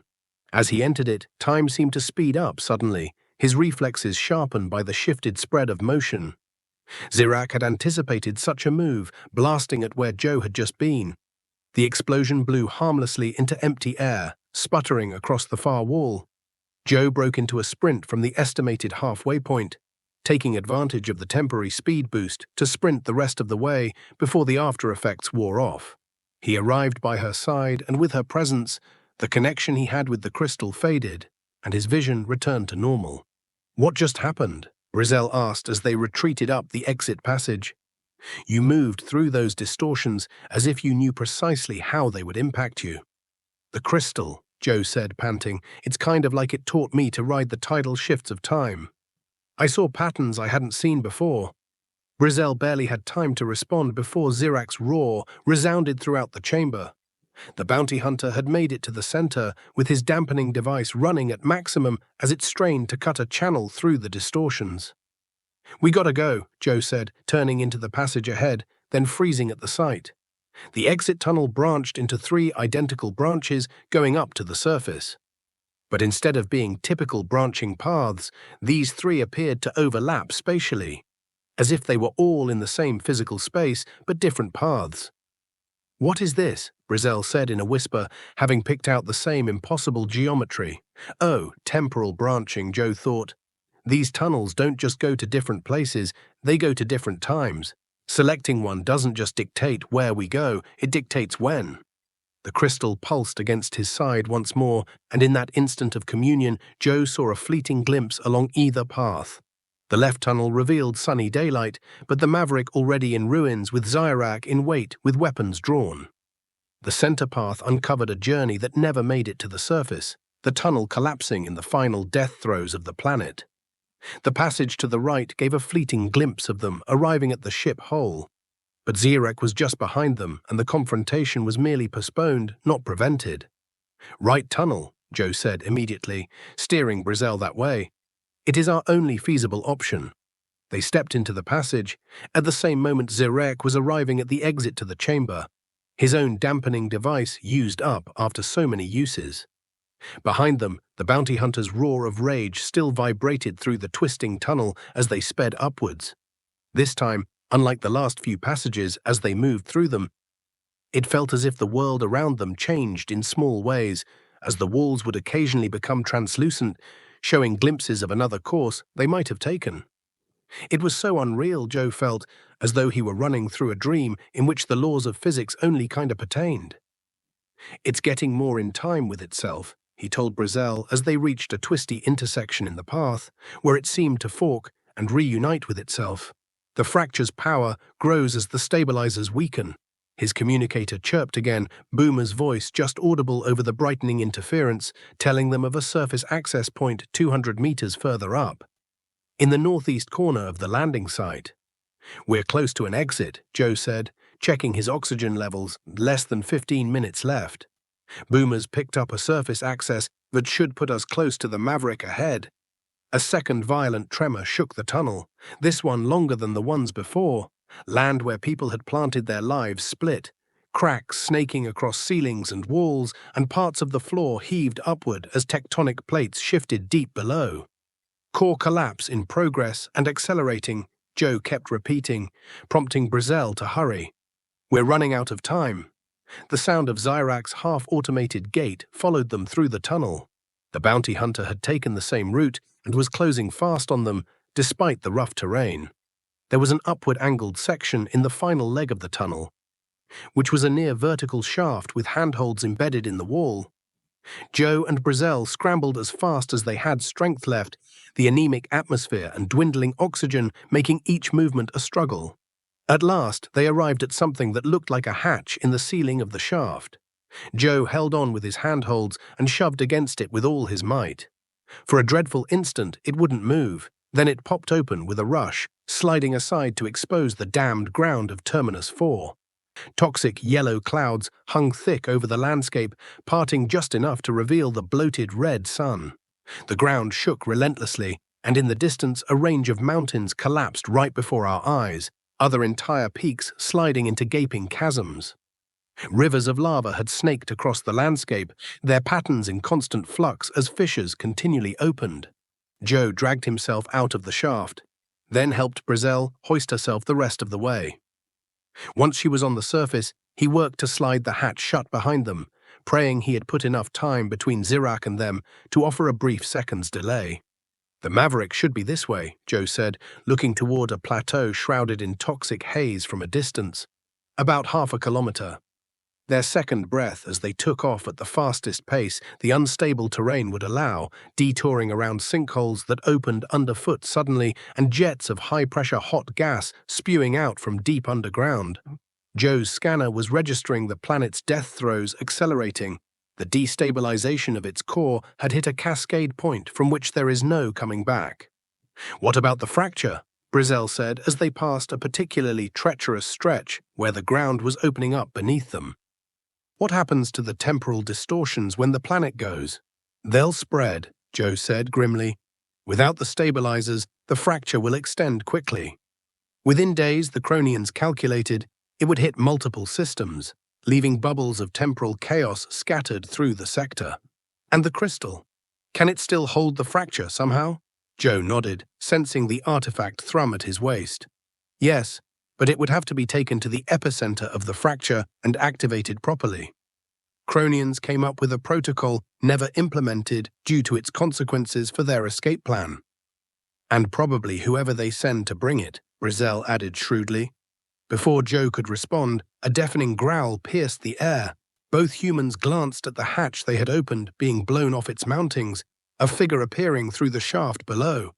Zirak loomed, silhouetted against the toxic atmosphere, a sprawling frame of organic and mechanical components. The bounty hunter recognized them at once, his cybernetic eye able to pierce the haze that might have obscured them from natural sight. "Keep moving." "Come on," Joe urged, dragging Brazel with him as Zirak resumed the chase over the shattered terrain. They crested a rise and saw the Maverick in the distance, untouched at its landing site. Boomer had turned on the ship's external lights, making a beacon through the thickening atmospheric distortion. "We're not going to make it," Brazel wheezed, her oxygen levels clearly depleting. "He's too fast." Joe acted on instinct, reaching for the crystal at his belt. "Keep going, Tunkahe," he told her. "Get to the ship and tell Boomer to make ready for immediate launch." "What are you going to do?" Brazel insisted, though she didn't slow down. "Buy us some time," Joe said, unslinging his blaster with his free hand while cradling the crystal container in the other. "Go." Looking back at him, Joe turned toward the chasing bounty hunter as Brazel pressed onto the ship. Zirak had already closed half the distance, his cybernetic legs making quick work of terrain that had slowed the humanoids. "That's far enough, Zirak," Joe shouted, raising up his blaster. "This planet is ripping itself apart. We both need to get off-world, now." The bounty hunter came to a slow stillness, but didn't stop, his metallic parts quivering in the faint glow of the dying world. "Give me the crystal quest, then you can leave. I have no interest in your death, my only interest in what you carry." "You know that's not going to work," Joe said, as he opened the compartment to reveal the Chronos crystal within the specialized container. "But I'm giving you a final opportunity to turn back." Zirak's organic eye narrowed. "You would risk using it? Without knowing how powerful it was?" "Who says I don't understand it?" Joe responded, his hand coming to rest on the crystal. The bond was instant and more powerful than before. A surge of awareness, a perception beyond the confines of his ordinary senses. He could feel time itself flowing around them. The imminent destruction of the planet leaving ripples in the fabric of reality itself. More important, He could feel the responsiveness of the crystal to the thoughts inside his head, its power available to him in ways he had never approximated available before. Joe wasn't entirely sure how he was doing it, but he concentrated on the distance between himself and Xerac and mentally pictured a focused blip in time. The air shimmered, then warped as a bubble of altered time formed exactly on the location where Joe had visualized it. Within this bubble, which was about 5 meters in diameter, time loops began, resulting in a trap that would cause anything within it to undergo the same few seconds repeatedly. Xerac saw the threat too late. He tried to activate his dampening device, but it already engulfed him, and the bounty hunter froze and stepped forward and froze and stepped forward and froze, repeating this action over and over, trapped in that moment in time, a moment that reset itself again and again. Joe stumbled back, the exertion of forming that distortion having cost him more than he'd realized. He hastily replaced the crystal into its coin-sized container, severing the direct connection, but leaving the temporal loop intact. That won't hold him long, he muttered to himself, turning to run the last distance to the Maverick. Brizzell had already made it to the ship, and the entry ramp lowered, showing Boomer at the top. Joe was giving everything he could, now critically low on oxygen, the ground cracking behind him, the final collapse of the planet speeding up. When the ramp appeared, a violent quake almost knocked him onto the ground. He caught himself on the hydraulic supports, tore himself up over the edge as Boomer retracted the ramp behind him. It won't be able to contain Xerac in the temporal loop for more than a few minutes, Joe managed as the airlock cycled and he could strip off his helmet to inhale the ship's engineered atmosphere. We need to launch now. Pre-launch sequence in progress already, Boomer said. But there's a complication. There always is, Joe said, walking forward into the cockpit, where Brizzell was already strapped into the co-pilot's seat. What now? The GPA vessel is holding orbit directly overhead our position, the drone said. Agent Venn has dispatched 2 patrol craft to intercept any vessels leaving the surface. And we're running out of time, Joe added as he slipped into the pilot's seat and brought the main controls online. Okay, now let's see if they are going to play chicken with a dying planet. The Maverick's engines thundered, lifting the ship off an increasingly violent surface. Out of the viewport, Joe could see the landscape literally unraveling, mountains crumbling, chasms widening to expose the molten core beneath. The very atmosphere starting patchily to flare up as chemical reactions spun out of control. Orbital trajectory plotted, Boomer said, patrol craft proceeding to intercept. Stealth systems online, Joe said, activating the pricey add-ons that had kept him a step ahead of the authorities in myriad systems. The Maverick shot straight up, breaking the first layer of turbulent atmosphere at a rate that was threatening the very structural integrity of the craft itself. Overhead, proximity alarms screamed as fragments of the vanishing planet hammered against the hull. GPA vessels course-correcting to account for our stealth profile, Boomer cautioned. It seems they improved their detection systems since our last encounter. They sure have, Joe said, evasively maneuvering to send Brizzell scrambling for handholds. When Joe finally punched through the upper atmosphere, he saw them, the patrol craft, sleek, official ships with the GPA insignia prominently displayed. They were aiming to box in the Maverick, using the bigger GPA cruiser as a backstop. They're good, Joe said, eyeing their formation, but they're also rational. They won't endanger their ships with the planet fracturing underneath. He nailed the Maverick to full acceleration, shooting for a small opening between the patrol vessels. The engines of the ship screamed in protest as they neared full power. Collision course, he warned Boomer. Patrol vessels are not giving way. They'll flip first, Joe declared, staying the course. Just at this minute, one of the patrol craft swerved away from impact. The Maverick flew through the gap, grazing the defensive shield of the second vessel, but not deviating from its planned path. Damage? Already plotting a course, Joe asked, shredding his sweater into ribbons. Minor hull stress on port quarter, Boomer reported. Nothing critical. The view screen displayed the patrol vessels regrouping, poised to pursue, when suddenly from the planet's surface blossomed an immense explosion. A wave of superheated gas and planetary debris surged outward at incredible speed. We have breached the core, Boomer declared. Total planetary breakdown at hand. Engage maximum acceleration, escape debris field. Joe didn't need to be told twice. He pressed the engines beyond their safe limits, the Maverick heaving forward as it sped to escape the carnage. The GPA vessels behind them had given chase, but could not maintain it, turning instead to their own survival as the shockwave reached closer. The world which had been Terminus 4 Homeworld was now an expanding sphere of molten material and vaporized crust. Zirac? Brizzell asked softly when they were at a safe distance. Joe shook his head.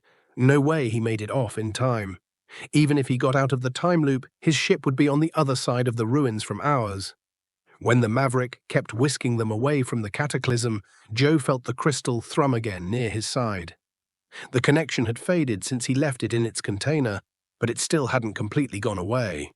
He could still feel it, its awareness, its power, and more worryingly, the increasingly unstable temporal fracture it had been containing. And with the destruction of the secondary stabilizers in the central vault, there was nothing left to hold the rupture in check.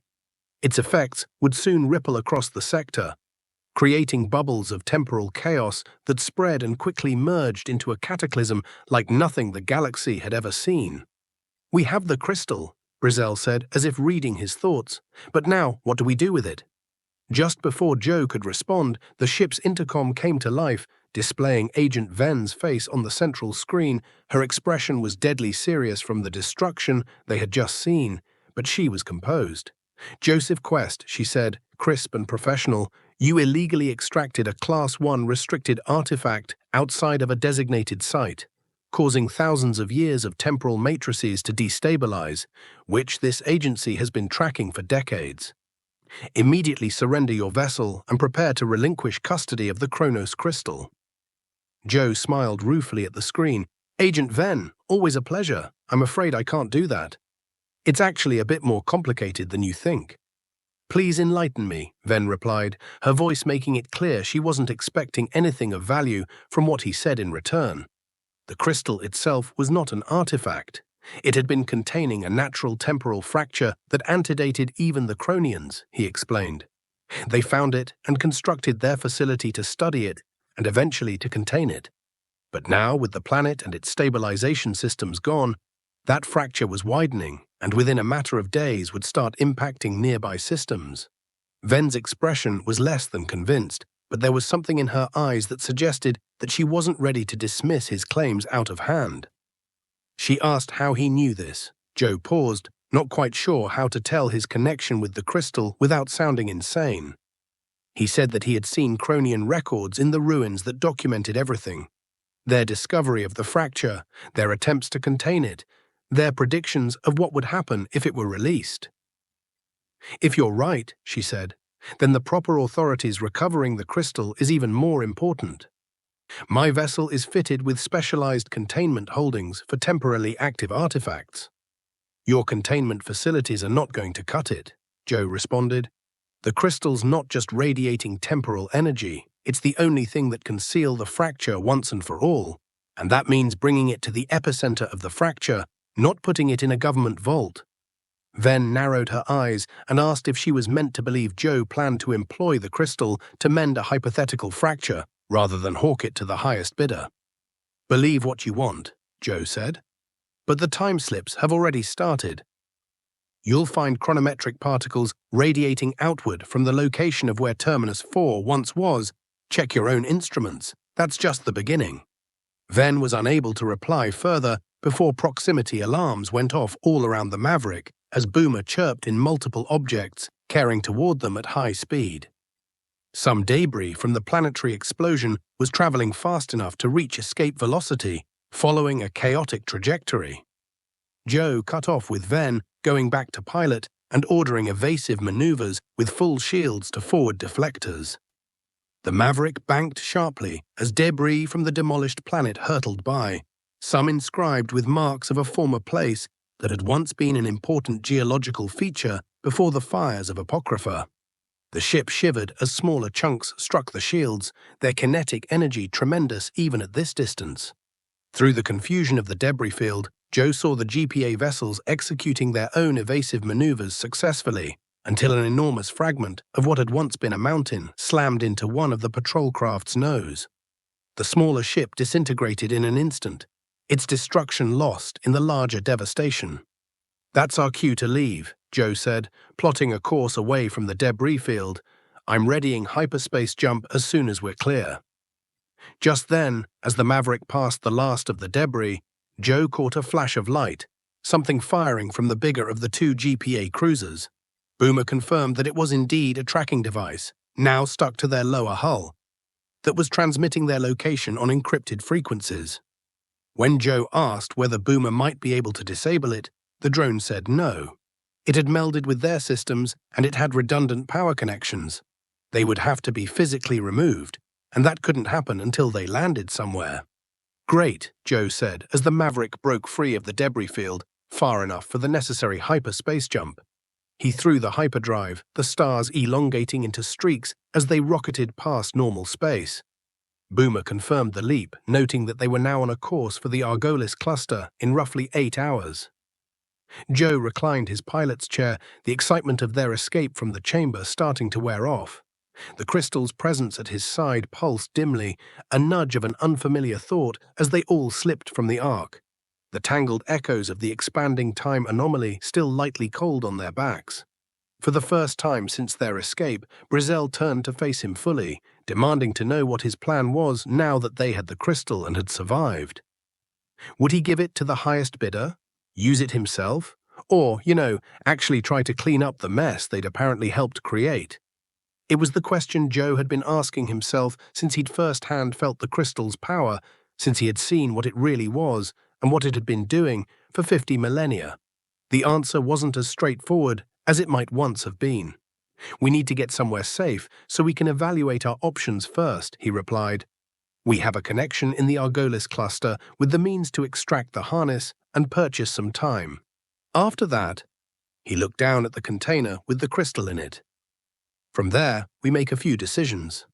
The Maverick flew through hyperspace en route to its next destination, having displaced a world and chased an artifact of near unimaginable power toward an unknown horizon. Within that artifact, the means to either avert or bring about an unimaginable temporal 5-alarm fire, a weight Joe Quest had never wanted to bear but bore now as inescapably as the unwashed bulk of his human form. Chapter 10. Uneasy Alliances. The Maverick streaked through hyperspace, her engines humming at a frequency that implied they were being driven over manufacturer-recommended specifications. In the small ship's main cabin, Joe Quest sat cross-legged on the floor, his palm a few centimeters below the Chronos crystal. 8 hours had passed since they had narrowly escaped the Galactica outside Terminus 4. 8 hours of progressively weirder visions as Joe became more bonded with the crystal. As he touched it directly, each time, the flood of information turned more organized, more accessible, and more terrifying. He told Brizzell, who was observing from afar, that the temporal split was growing faster than the Cronians had anticipated. But, without the stabilizers, it was growing exponentially. In 72 hours, the first wave of distortions would hit populated systems. When Brizzell inquired what that meant for those systems, Joe shut his eyes and consulted the knowledge leveled by the crystal. The effects would vary. In some places, there is a type of time acceleration, people aging decades in minutes. Some others might slow almost to stasis. Potential timelines would create overlapping realities with blurry borders. History itself would be malleable.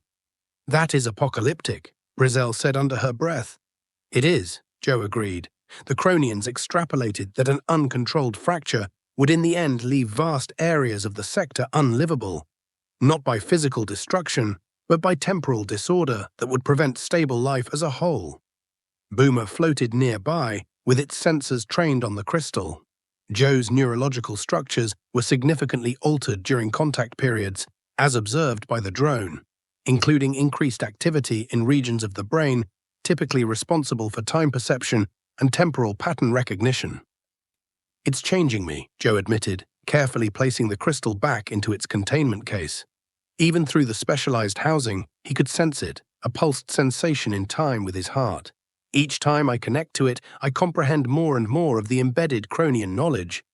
But I can also see the fracture deepening. He stood, shuffling over to the ship's navigation console, a hologram spinning above it, depicting their location in and the path they were taking. They'd get to the Argolis cluster in about 4 hours. His contact there could pop out the GPA tracking device and offer a place to stay temporarily while they discussed their next move. When Brizzell questioned him on what options did they have, Joe paused, contemplating the routes that the crystal's visions had made so painfully obvious to him. "I have 3 options," he said. "There's more than one way to make a profit. First, we could sell the crystal to the highest bidder. There's a collector in the Draconis sector who's been hunting for Cronian artifacts for decades. He'd pay enough for all of us to be set for life. While millions are in danger of temporal obliteration," Brizzell said pointedly. "The first option," Joe said, nodding at that next point, "is we give the crystal to the GPA.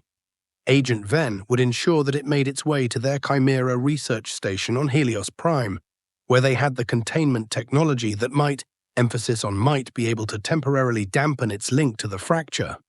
But not really solve the problem," Boomer added. "No," Joe agreed. "It's a skeleton at best. They're just delaying the inevitable and run off with studying the crystal. Even at worst, they'd inflict the disaster they're trying to prevent through mismanagement. And the third option—" "Can't have all that, can you?" Brizzell prompted, though her expression implied she already knew. Joe's face grew somber. "We bring the crystal to the fracture's epicenter and activate the sealing protocol the Cronians designed but never executed. I think the crystal can be triggered to apply a local inverse fracture on itself, closing the tear permanently and preventing the temporal cascade from expanding." "But," Brizzell prodded, sensing the caveat between the lines, "but it would take someone personally to deliver the crystal at the precise coordinates of the fracture's origin point.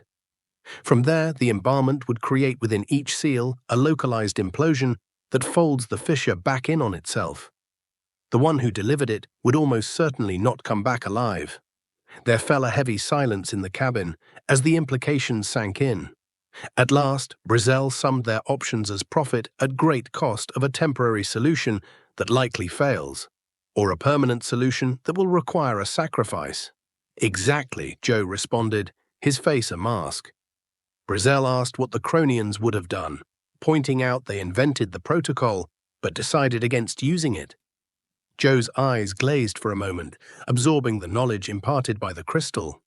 The Cronians had been ready to abandon their escape entirely if they needed to. Their leader had ruled that if wider temporal stability was threatened by the fracture, then they would harness the crystal to seal it rather than transport themselves to safety. Boomer realized that they never had to make that last decision because they found a third option: use the crystal to hold the fracture without permanently sealing it. "A choice that is no longer open to us," Joe finished, "with the destruction of the stabilization system along with Terminus 4. Suddenly, the ship's comm system chimed, announcing a transmission. Joe tensed in anticipation of Agent Venn's face appearing on the screen. Instead, a message, encrypted, scrolled across the display. "Crystal worth 75 million credits. Non-negotiable. Coordinates for secure delivery attached. Payment upon verification. Reply to confirm within 12 hours. "Your collector?" Brizzell read over his shoulder. Joe nodded slowly and explained that this was Orion Vex, a reclusive billionaire and a power-mad artifact collector. Joe had already told some contacts he was looking for Cronian technology, and apparently the word spread quickly. 75 million credits, Brizzell said softly. "That's small moon purchase," finished Joe. "Or spend lifetimes in the lap of luxury." "Are you considering it?" she asked, studying his face. Joe didn't answer right away. Just 6 months ago, before the crystal, before watching the Cronians eagerly waste themselves, before feeling the destructive potential of the fracture, he would have hesitated. It was a score for the ages, the kind of payday that treasure hunters dreamed about. "I'm thinking of all our options," he finally said, shutting the message without replying. "For now, we ride to safety into Argolis. We cannot decide anything while the GPA is tracking us each step." Sure enough, the ship's sensors pinged, marking the tracking device still attached to their hull. The GPA cruiser had also fallen too far behind to maintain direct visual contact, but the tracker ensured they knew the Maverick's exact position. 4 hours to Argolis, Joe said, resuming the pilot's chair. I'm hoping Ven doesn't have any friends waiting for us there. The rest of the trip went in relative silence, each person on the small ship lost in their own mind. Every now and then, Joe would check the crystal, watching as it pulsed within the glass containment case. With each instance, he could feel the fracture growing stronger, pushing against the barriers of normal spacetime as it willed itself to expand. The Argolis cluster slowly came into view as the Maverick exited hyperspace, a sprawling assemblage of asteroid mining operations, rough-hewn habitats, and freeports that thrived in the dark and between the legalities of more recognized jurisdictions, ideal for those who wish to be away from the official eye. "Welcome to Argolis," announced Joe, steering the ship toward a massive asteroid studded with docking spires and habitat domes. Registered as a mining cooperative, unofficially one of the best places in 3 sectors to vanish when authorities are searching for you. When Brazel wondered aloud if he had vanished there before, Joe said yes, once or maybe twice. The local regime worked on a very simple principle. They simply did not ask questions, provided you paid your docking fees and did not annoy in any way that could attract the eyes of a bureaucrat. He sent a series of codes to the asteroid's control center, granting him catapult clearance for a dock out in a specific docking bay near the southern pole of the fluorophosphate rock, far away from the main administrative centers and commercial hatchways. Joe told me that his contact had a special repair shop that was into unique stuff. She could take the tracker off without triggering its failsafe protocols. The ship dropped onto the landing pad with a dull thump, docking clamps engaging automatically. Joe killed the engines but left the primary systems on, a safety precaution to allow for a quick getaway if needed. "Boomer, stick with the ship," he said. "Full security protocols. Keep an ear on all communications channels and see if there is any chatter about the GPA." With a 73% probability that Agent Ven had informed local authorities to be on the lookout for them, the drone blipped. "Probably," Joe said, strapping the crystal's containment case to his belt. "But Argolis has multiple landing bays at dozens of asteroid facilities. Not even the GPA has enough agents to cover them all." He and Brazel entered the ship's main airlock and stepped onto the metal flooring of the docking bay. Whereas core world spaceports boasted luxury gloss, Argolis facilities were utilitarian, bare metal, exposed conduits, and lighting that lent only as much illumination as absolutely necessary for safety. Half hidden behind the inner door of the bay stood a slight figure, a woman cropped spiky hair, dyed electric blue, and skin covered in intricate circuitry tattoos that glimmered faintly in the half-light. She was tiny of stature, yet a disturbing permanence and danger emanated from her. "Quest," she acknowledged him coldly.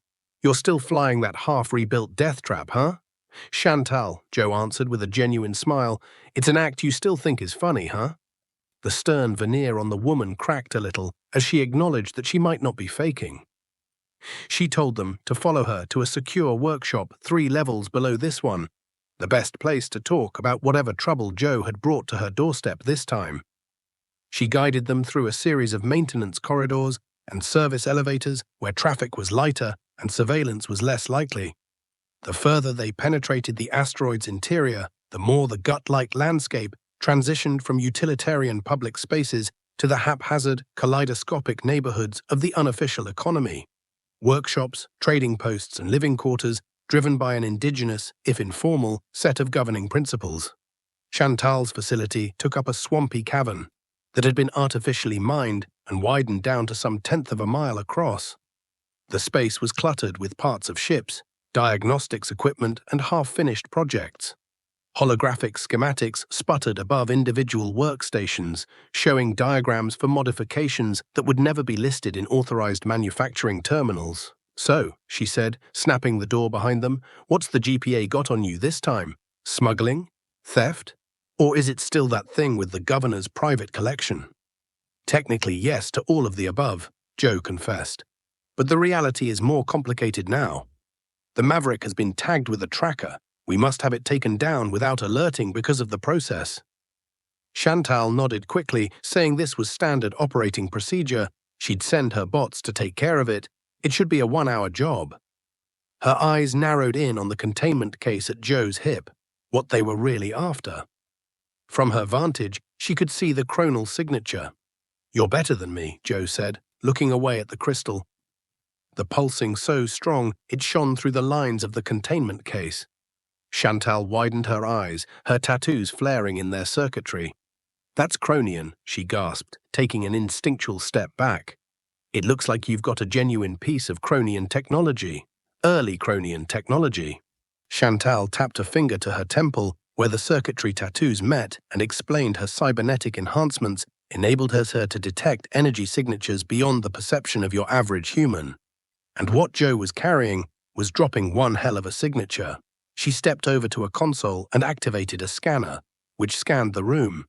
She found it clean for the time being, but said that would not hold. If she could sense the crystal, others could as well, especially those actively searching for Chronian energy signatures. Joe provided a brief explanation of their predicament, the find on Terminus 4 and the crystal's purpose of gating the temporal fracture, the GPA's pursuit. He left out a few things, such as his own personal connection to the artifact, or what sorts of things it had shown him, but gave enough context that Chantal would understand the gravity of their situation. "So on one side, you've got the GPA wanting to preserve it," Chantal summarized, "and on the other side, you've got a private collector who's going to pay a fortune for it, and a temporal catastrophe that only it can stop. Some ethical quandary for a guy who's motivated by the money." "People change," Joe said tersely. Chantal scrutinized him with renewed interest, remembering that sometimes people changed literally in the presence of certain energies. She pointed at the crystal, saying that she was able to see fluctuations in his biorhythms that no normal human being should. Before Joe could answer, a proximity alarm blared from one of Chantal's monitoring stations. She hurried to the console, checked the display, and grimly announced that they had company. A dozen people were working their way slowly but in formation through the main concourse, 2 of them just stepping into the level above them, their signatures spiking in sync with GPA field equipment. "Ven is quick," Joe muttered. "The tracker has to have more capabilities than we picked up." "It happens," Chantal said, bringing up a different console. "Luckily, I plan for contingencies. My bots are speeding up the tracker removal. We'll be done in 15 minutes. For now, I have a safe room for you to wait in."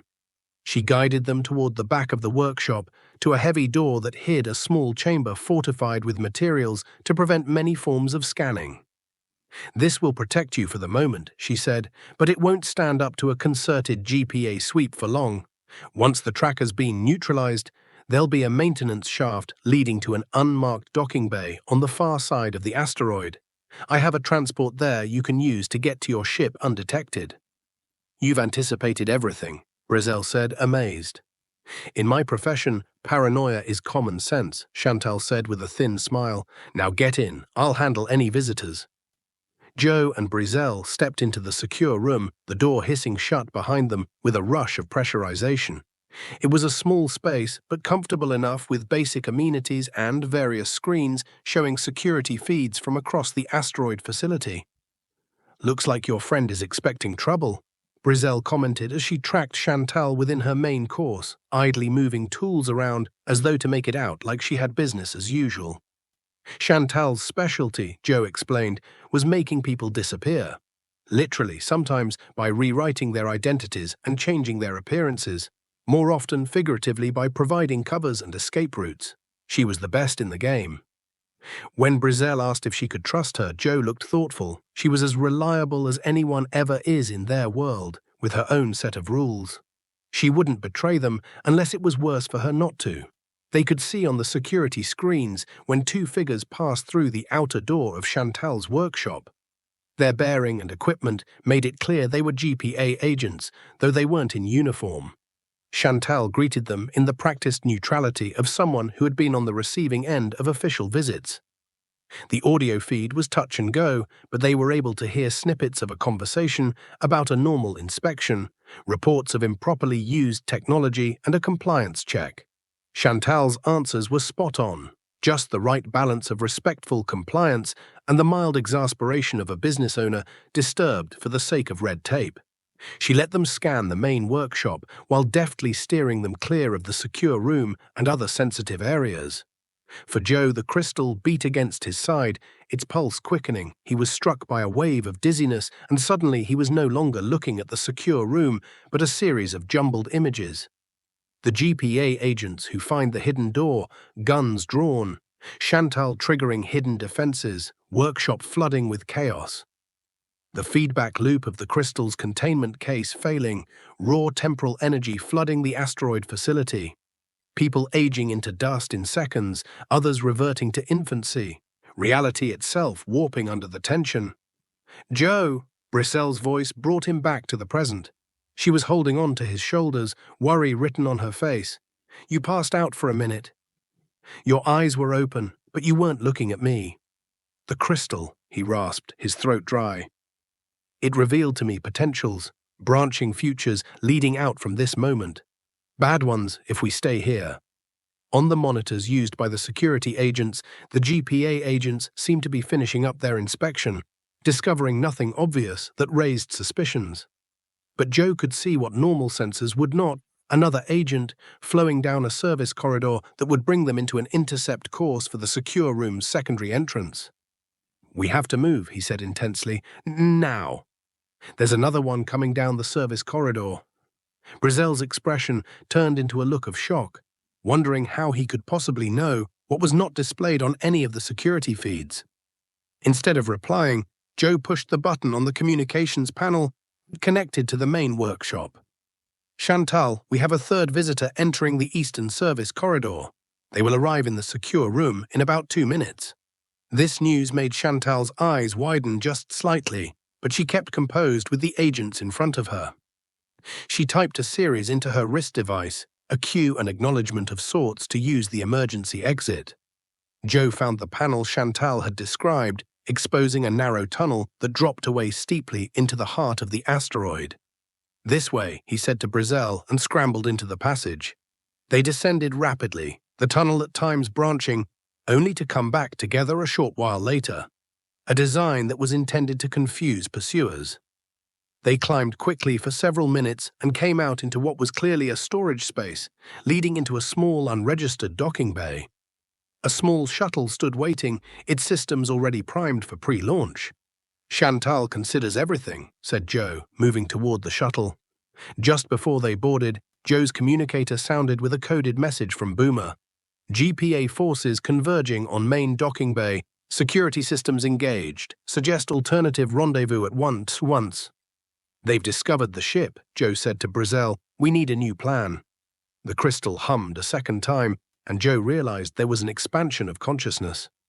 In his mind's eye, he could see different paths branching before them, most terminating in capture or worse. But one tenuous thread offered a possible salvation. There's a secondary maintenance port on the asteroid's northern face, he said suddenly. Definitively, minimally monitored. We can take this shuttle over, then walk on the outside to get to the Maverick from an unconventional direction. How do you know that? Said Brissel, gazing at him. The crystal, Joe answered. It's showing me potentialities, pathways through time and space. I don't understand it completely, but I trust what it's showing. They stepped onto the shuttle, Joe sliding easily into the pilot's seat.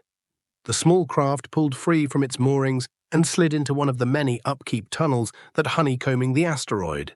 It was as though Joe had memorized the decorative fringe of the interstellar pathway he navigated flawlessly, despite having never been out here before.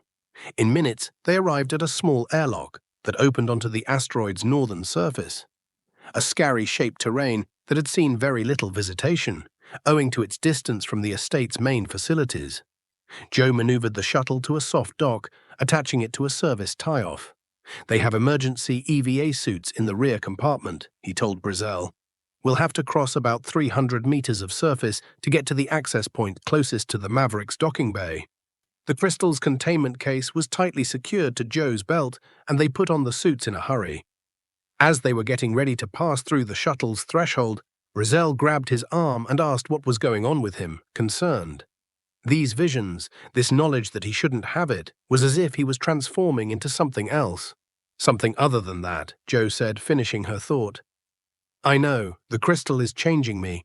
With every new vision it shares, with each new scintillation of knowledge, my bond with it only strengthens.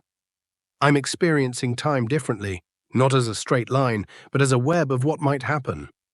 Is it hurting you? She asked with concern. Joe pondered the question and said it wasn't physically painful, but disorienting, like learning to use a new sense he didn't know he had. He wrapped the containment case, saying the connection was intensifying as the fracture widened. They were connected. The greater the fracture, the more the crystal tried to prepare him, though for what he couldn't yet say. Let's get to the ship, he said. One problem at a time. They stepped through the airlock, their magnetic boots clamping against the surface of the asteroid as they started the tenuous traverse of the exposed terrain. The view above them was stunning. The enormous Argolis cluster yawned away into space, traversed by mining vessels and transports darting between asteroid facilities like small insects circling a giant hive. A little past halfway to their destination, Joe experienced another pulse from the crystal, the strongest yet. The vision that came next was so bright, so present, that he lurched, and Brazel just got a hand to catch him before his mind could drift from the surface. He viewed the rift as it was, at that instant, a tear in reality rippling outward from the region once occupied by Terminus 4. There were trailing cracks, like lines on glass, of disrupted time leading toward neighboring systems. The first distortions would reach inhabited worlds within hours, setting off the chain of consequences that would eventually make the sector unlivable. But more disturbingly, he saw something he had not noticed yet. A pattern to the growth of the fracture, a deliberateness that seemed more than a natural phenomenon. It was as if the fracture itself had intention, purpose, awareness. It's alive, Tiesa, he gasped as the vision retreated, leaving him disoriented in the abrupt return to normal perception. What do you mean? Brazel's voice said through the suit's comm system. The fracture, Joe said, fumbling to describe what he had seen. This isn't just a rip in space-time. It's conscious, in a way. The other is being moved by awareness. The Cronians didn't quite get what they'd dug up. They thought it was just a natural phenomenon, but it's something else. Before he could respond further, a sudden ping from his suit's sensors signaled nearby movement. When he did, he saw a figure in an advanced EVA suit stepping out of a service airlock roughly 100 meters away. It was unmistakably GPA issue with the additional mobility packages and integral weapons packages. Agent Venn, Joe muttered. She must have worked out the most likely direction of our escape. They quickened the pace as much as the magnetic boots would allow, taking advantage of the asteroid's irregular terrain for cover when they could. The GPA agent, presumably Venn herself, was moving in a methodical pattern, doing a scan of the surface using equipment that could pick up on the life signs of humans even through the interference of the mineral composition of the asteroid. There, Joe said, pointing toward a maintenance airlock only half visible against the rocky surface. That's our access point. It was supposed to link to a service corridor close to the Maverick's docking bay. They had gone perhaps half the remaining distance when Joe felt the crystal again pulse. But not like before. This time, it wasn't bombarding him with visions, but reacting to an outside stimulus. He glanced around and noticed something moving in the shadow of a large crater to their right. A larger figure came out, using thrusters to dart across the surface of the asteroid at a speed and precision I'd never seen the likes of. The EVA suit had been designed from the ground up, with adaptations including integral weapon systems and propulsion not found on even the most advanced models.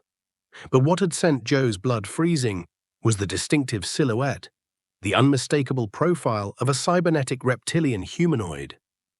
"Zyrak," he breathed, disbelief tainting his voice. How is that possible? He was at Terminus 4 when it fell apart. But there was no mistaking the bounty hunter's distinct form, roaring toward them, gaining ground quickly. Agent Venn, behind them, had also caught sight of the new arrival and was altering her course to match. "Run," Joe barked, sacrificing caution for speed. They pushed off more forcefully with each step, using the asteroid's weak gravity to gain ground faster despite the magnetic boots. They arrived at the airlock just ahead of their pursuers, Joe's fingers dancing over the external control panel. The door opened, agonizedly slowly, until it made enough space for them to squeeze through. Inside, Joe hit the emergency cycle control, the outer door sliding closed just as a tremendous impact slammed against it from the outside. The inner chamber started the pressurization process, seconds ticking away while they could hear something trying to disable the airlock controls from the outside faceplate. "They'll breach it soon," Joe said, stripping off his EVA suit as the atmosphere came up to breathable levels. "We need to keep moving." At long last, the inner door swung open to reveal a maintenance corridor dimly illuminated by emergency lighting. They sped through the corridors, Joe running a multitude of calculation. Some of it from the asteroid schematics he'd seen before, some from the guidance of the crystal. The Maverick is 2 levels up and about 40 meters east, he told Brizzell as they threaded through the dense labyrinthine passageways. Boomer should have finished preparations for immediate launch. An alarm rang behind them, the airlock, but had been breached. Joe wasn't sure if it was Ven or Zirak that had gotten in first, but it hardly mattered. Both deadly and both wanted the crystal. They arrived at a junction where multiple corridors met at a vertical access shaft. Joe had paused, sensing something was off. The crystal pulsed with warning, just as he caught movement, a shadow darting down the corridor to their left. "Down!" he screamed, diving onto Brizzell as a bolt of energy burned the wall where they had stood. They dove for cover behind a junction box as another shot flew by. Joe had dared to look around the edge and caught a glimpse of their assailant, not Ven or Zirak, who were still occupied, but someone else entirely. This one was dressed in unremarkable clothing, but moved with the mechanical precision of professional military training. Guild enforcer, Joe figured. Zirak must have called for reinforcements. "How many people are in pursuit of this thing?" Brizzell asked incredulously. "Anyone who knows what it's worth," Joe said grimly. "And that number is increasing by the minute." He holstered his blaster, returning fire just to keep the enforcer locked down while they backtracked to the vertical shaft. Joe found the fire escape and waved for Brizzell to start climbing. 2 floors up, he said, reminding her. Then continue down the main corridor to the east. Label on the docking bay is Maintenance Section 12G. As Brizzell started to climb, Joe gave covering fire, driving their pursuer to shelter. His respite was brief. From the end of another corridor, he heard the distinctive sounds of Zirak's heavy, partly mechanical gait. Time was running out. Joe holstered his blaster and scrambled up after Brizzell, the crystal at his side pulsing to the scattered beat of his quickening heart. They climbed quickly, arriving at the right level just as shouts rose from the shaft below them. The corridor lay before them, briefly devoid of threats. They sprinted in the direction of Maintenance Section 12G, following signs. Behind them, the sounds of pursuit intensified not just 1 pair of steps, but 3. There were others that had also joined the guild enforcer. There. Brizzell pointed to a sign that showed their destination was straight ahead. They turned the last corner to find the entrance to the docking bay blocked by 2 more figures, GPA agents, clad in standard tactical gear with weapons drawn. Agent Ven had either anticipated their route or had her team positioned there already. With enemies closing in behind and armed agents ahead, Joe made a snap decision. He opened the containment case and removed the crystal, despite the risk. The instant he made contact with its surface, the connection reached a whole new level. Time slowed around him, possibilities unfurling from this moment out into endless possible futures. Now he saw a narrow road, a set of steps that could take them to safety. "Stay with me," he said to Brizzell, and returned the crystal to its resting place, but kept heightened awareness. "And no matter what happens, stay very close to me." Before she could reply, Joe moved closer, hands raised in ostensible surrender. "Agent Ven," he called to the GPA operatives. "I think we should talk." Chapter 11. Visions of Collapse. The GPA agents assumed a defensive stance as Joe inched closer, guns aimed at his chest. Brizzell followed behind him, a mixture of confusion and trust written across her old, wrinkled face. "That's close enough, Quest," one of the agents replied. "Agent Ven is en route. You will turn over the Cronian device and will be placed in GPA custody." Joe marched on at a steady clip with his arms still raised. I'm sorry, but that's not going to happen. There is more to this situation than your agency appreciates. The second agent's finger tightened audibly on the trigger of his weapon. Next step. Complexity is not your problem. Joe paused, not out of fear. His newly sharpened impression had pinpointed the exact point to take action. 3, 2, 1. A colossal vibration rattled the corridor, knocking the unready agents off their feet. It was something Joe had expected, a mining charge detonating several levels down, one of the continuous expansion operations Argolis was known for. That little bit of distraction was all he needed. Joe lunged forward, ducking beneath the first agent's weapon with a speed born of desperate necessity. A pinpoint strike to a pressure point left the man crumpled on the floor. The second agent was able to pull the trigger, but Joe was no longer where he had just been. He shifted in a way that gave him an uncanny ability to avoid the shot, moving as though he knew where it would go before it went there. Within moments, both agents were unconscious, their communication gear dismalled. Joe found their weapons, passing one to Brizzell. "How did you do that?" she said, looking at him with fresh wariness. "You moved as if you knew precisely what was going to happen." "I did," Joe replied simply. "Hope, or at least I saw the most likely outcome and acted accordingly. The crystal is expanding my concept of time. I can see a couple of seconds into the future, just enough to predict things before they happen." The sound of footsteps approaching from behind cut short any further conversation. Brizzell looked unsettled. They ran through the door into the maintenance section 12G, a secondary docking area where the Maverick waited. Boomer was waiting at the entry ramp. "Your timing is quite impeccable," the drone said as he greeted them. "Statistically, your survival to this point is nearly impossible." "Save the analysis," Joe said, running up the ramp. "We need immediate departure. Hostiles have converged on our position." He climbed aboard the pilot's seat, fingers flitting across the controls with mastered precision. The Maverick's engines came to life, the ship unmooring from its docking clamps with a series of metallic thuds. Brizzell fastened herself into the co-pilot's seat and asked about the tracking device.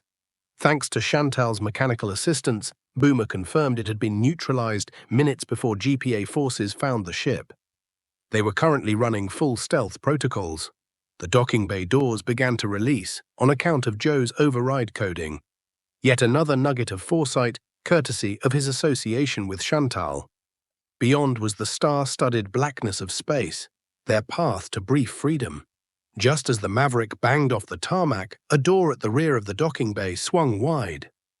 Agent Venn was silhouetted in the doorframe, flanked on either side by additional GPA operatives. She had a mask of closed rage as she lifted a specialized sidearm. In this case, a nullifier meant to disable ship systems at close range. But Joe had already prepared for this. He triggered the ship's defensive countermeasures. A directed electromagnetic pulse that disrupted Venn's weapon before it could fire. With a single flick of his wrist, he ran the Maverick towards the open bay doors, the hull scraping against the frame as it barely cleared the breach. "That was a bit dramatic," Boomer said as they rocketed away from the asteroid facility. "It always is," Joe said, steering to chart a course past the Argolis cluster. "Any sign of pursuit?" "Many vessels have fired up," the drone reported. "GPA cruiser launching interceptors. Unusual energy signatures emanating from the far side of the asteroid, as consistent with what the cybernetic systems we encountered on Terminus 4. "Zirak," Joe said grimly. "He survived somehow, but how did he find us in Argolis?" The crystal pulsed beside him, and in that moment of communication, Joe knew. It's the crystal itself, he realized. It's making a special temporal signature which can be detected by certain technologies. Cybernetics, like Zyriax, need to be calibrated to detect, just as Chantal would have been able to detect with her enhancements. "Which means we can't ignore it so long as we have it," said Brizzell. "Not for long, anyway," Joe said, slamming the Maverick's throttle all the way up. "We have to quickly decide what our next move is." As they accelerated their way clear of the Argolis cluster, half a dozen vessels snapped into pursuit formation, each behind them. The GPA cruiser, a pair of interceptors, and Zyrak's ship, all so recently and all too ominously modified since their last encounter. The bounty hunter had clearly done his homework on this chase. "I'm getting a transmission from the GPA cruiser," said Boomer. "Well, Agent Venn is calling." "Well, let's hear her out," Joe said, and switched on the comm system. Venn's face filled the screen with the detached neutrality of someone in a suit on the world's biggest business call. "Dr. Quest, this is an unnecessary pursuit and a dangerous one. The artifact you took is creating rising temporal shocks throughout this sector. Sensors detected chronometric particles radiating from the wreckage of Terminus 4, founding outgassing where the old galactic core folds up, and interstitial folds in time-space process gravimetric instabilities in our nearer radius." "I'm aware," Joe replied, "more aware than you realize. The crystal contains a temporal fracture that is now spreading without its stabilizing influence. The distortions will spread to populated systems in 72 hours. At devastating effect." Venn's cool slipped a little. "Our scientists have arrived at similar conclusions from preliminary data, which is precisely why the artifact needs to be handed over to proper authorities that can contain it." "Your containment facilities aren't built for something this size," Joe countered. "The crystal must be brought to the epicenter of the fracture and used to seal it permanently. Otherwise, the temporal cascade will keep growing until it makes the bulk of the sector unlivable." "And you learned this how?" Venn asked skeptically. Joe hesitated, aware of how his answer would sound. "Chronian knowledge lies in the crystal. It's been speaking this information to me since I reached out to it." Venn's expression told all, a mixture of disbelief and suspicion, that he was either out of his mind or was mounting an elaborate scam. "Dr. Quest, I'm giving you one last chance to surrender peacefully. Otherwise, we are permitted to use necessary force to bring the artifact to us." Before Joe could reply, proximity alarms began shrieking all over the Maverick's cabin.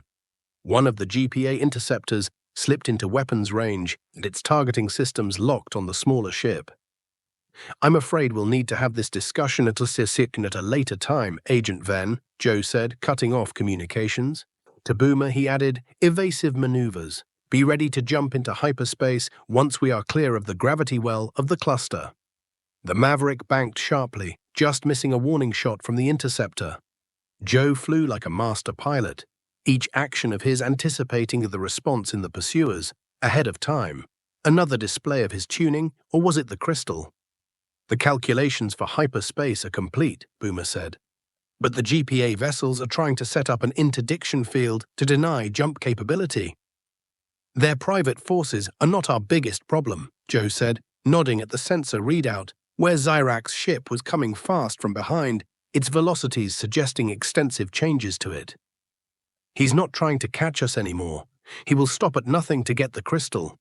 As if to prove his instincts correct, Zyrak's own ship opened fire, not in the manner of standard weapons fire, but some sort of energy pulse that distorted the space it affected.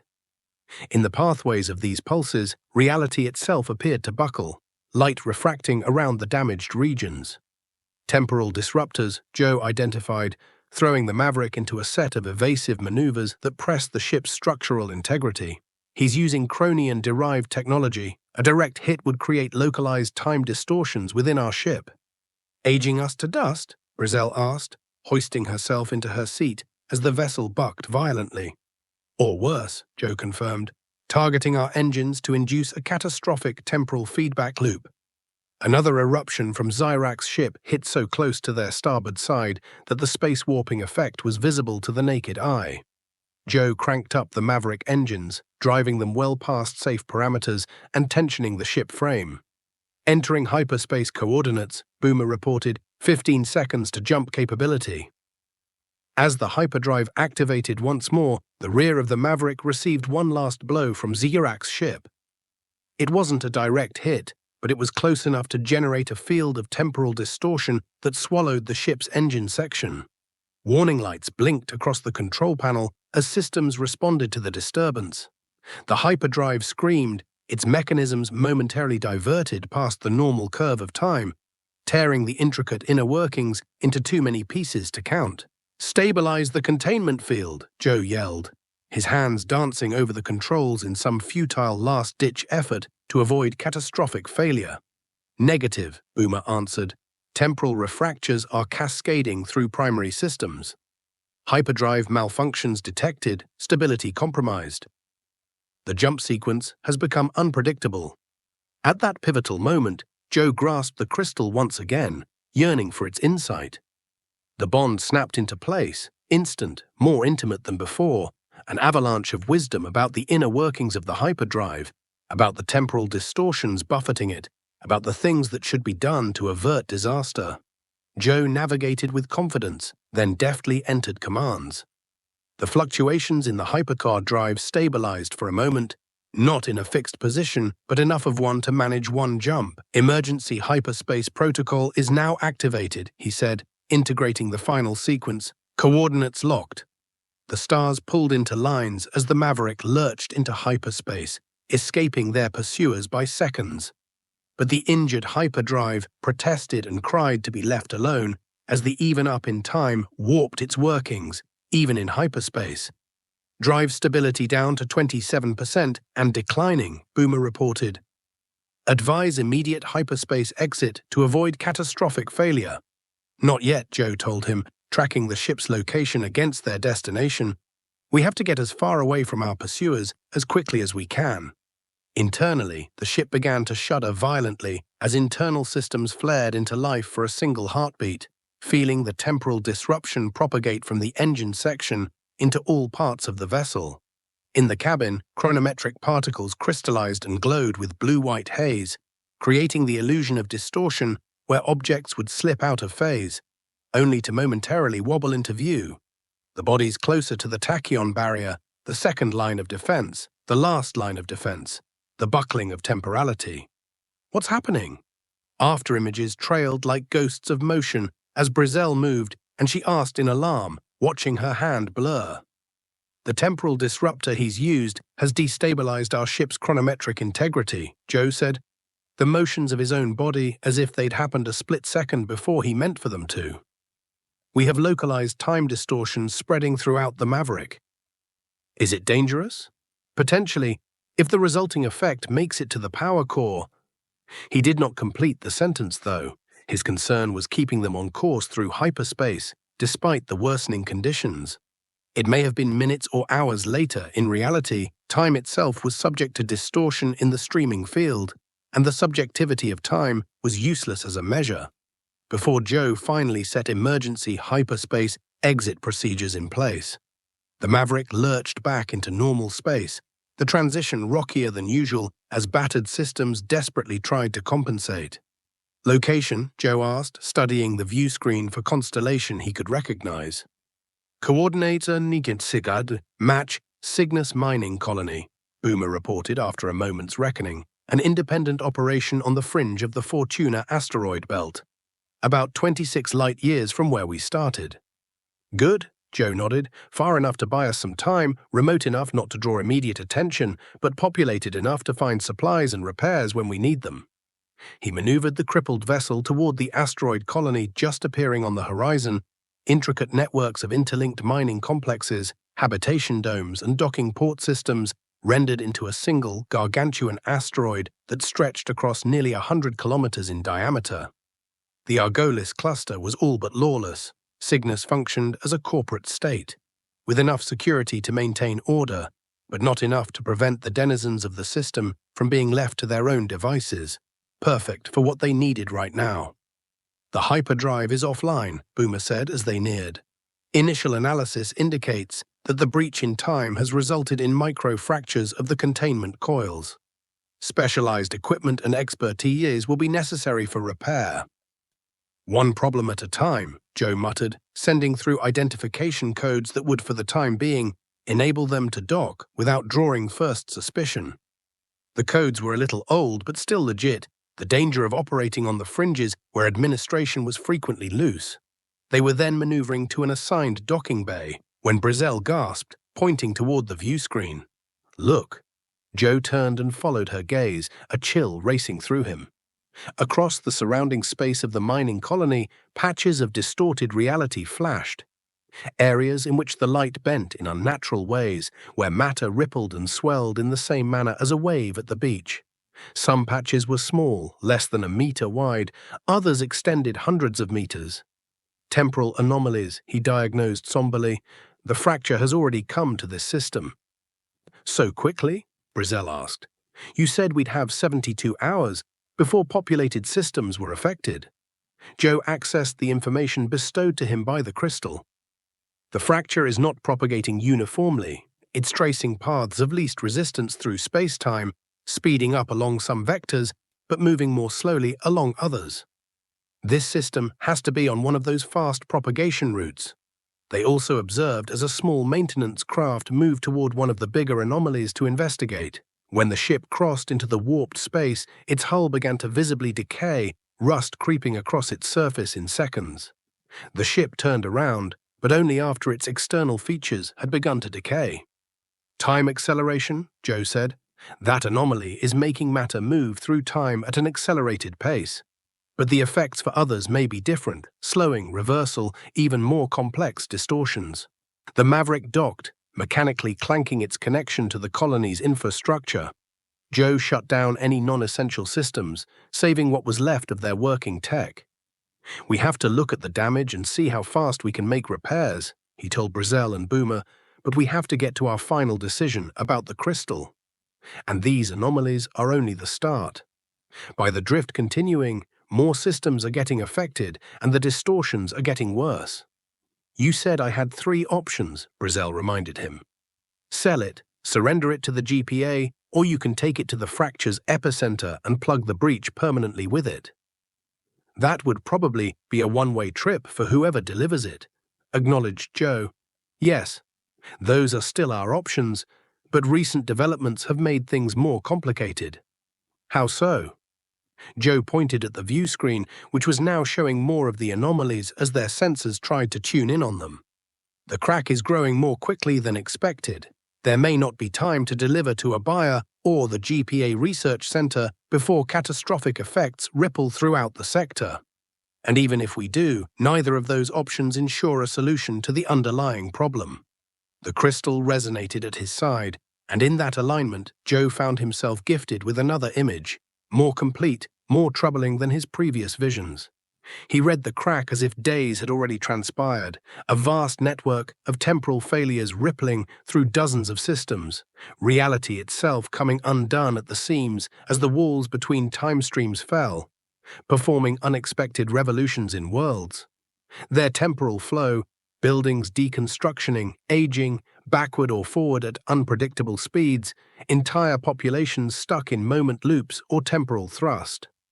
And at the epicenter of it all, the coordinates where the fracture originated, the point where the Chronos crystal would have to be placed to seal the breach forever. The decision is becoming clearer, Joe said softly as the vision faded. We won't have the option to choose forever.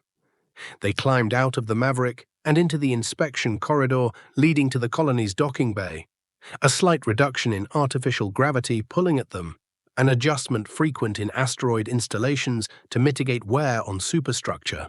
The metal taste of recycled air and manufacturing hung in the air. I'll get repair assessments, Joe said to his friends. Boomer, run a diagnostic on our injured systems and prepare a component needs list.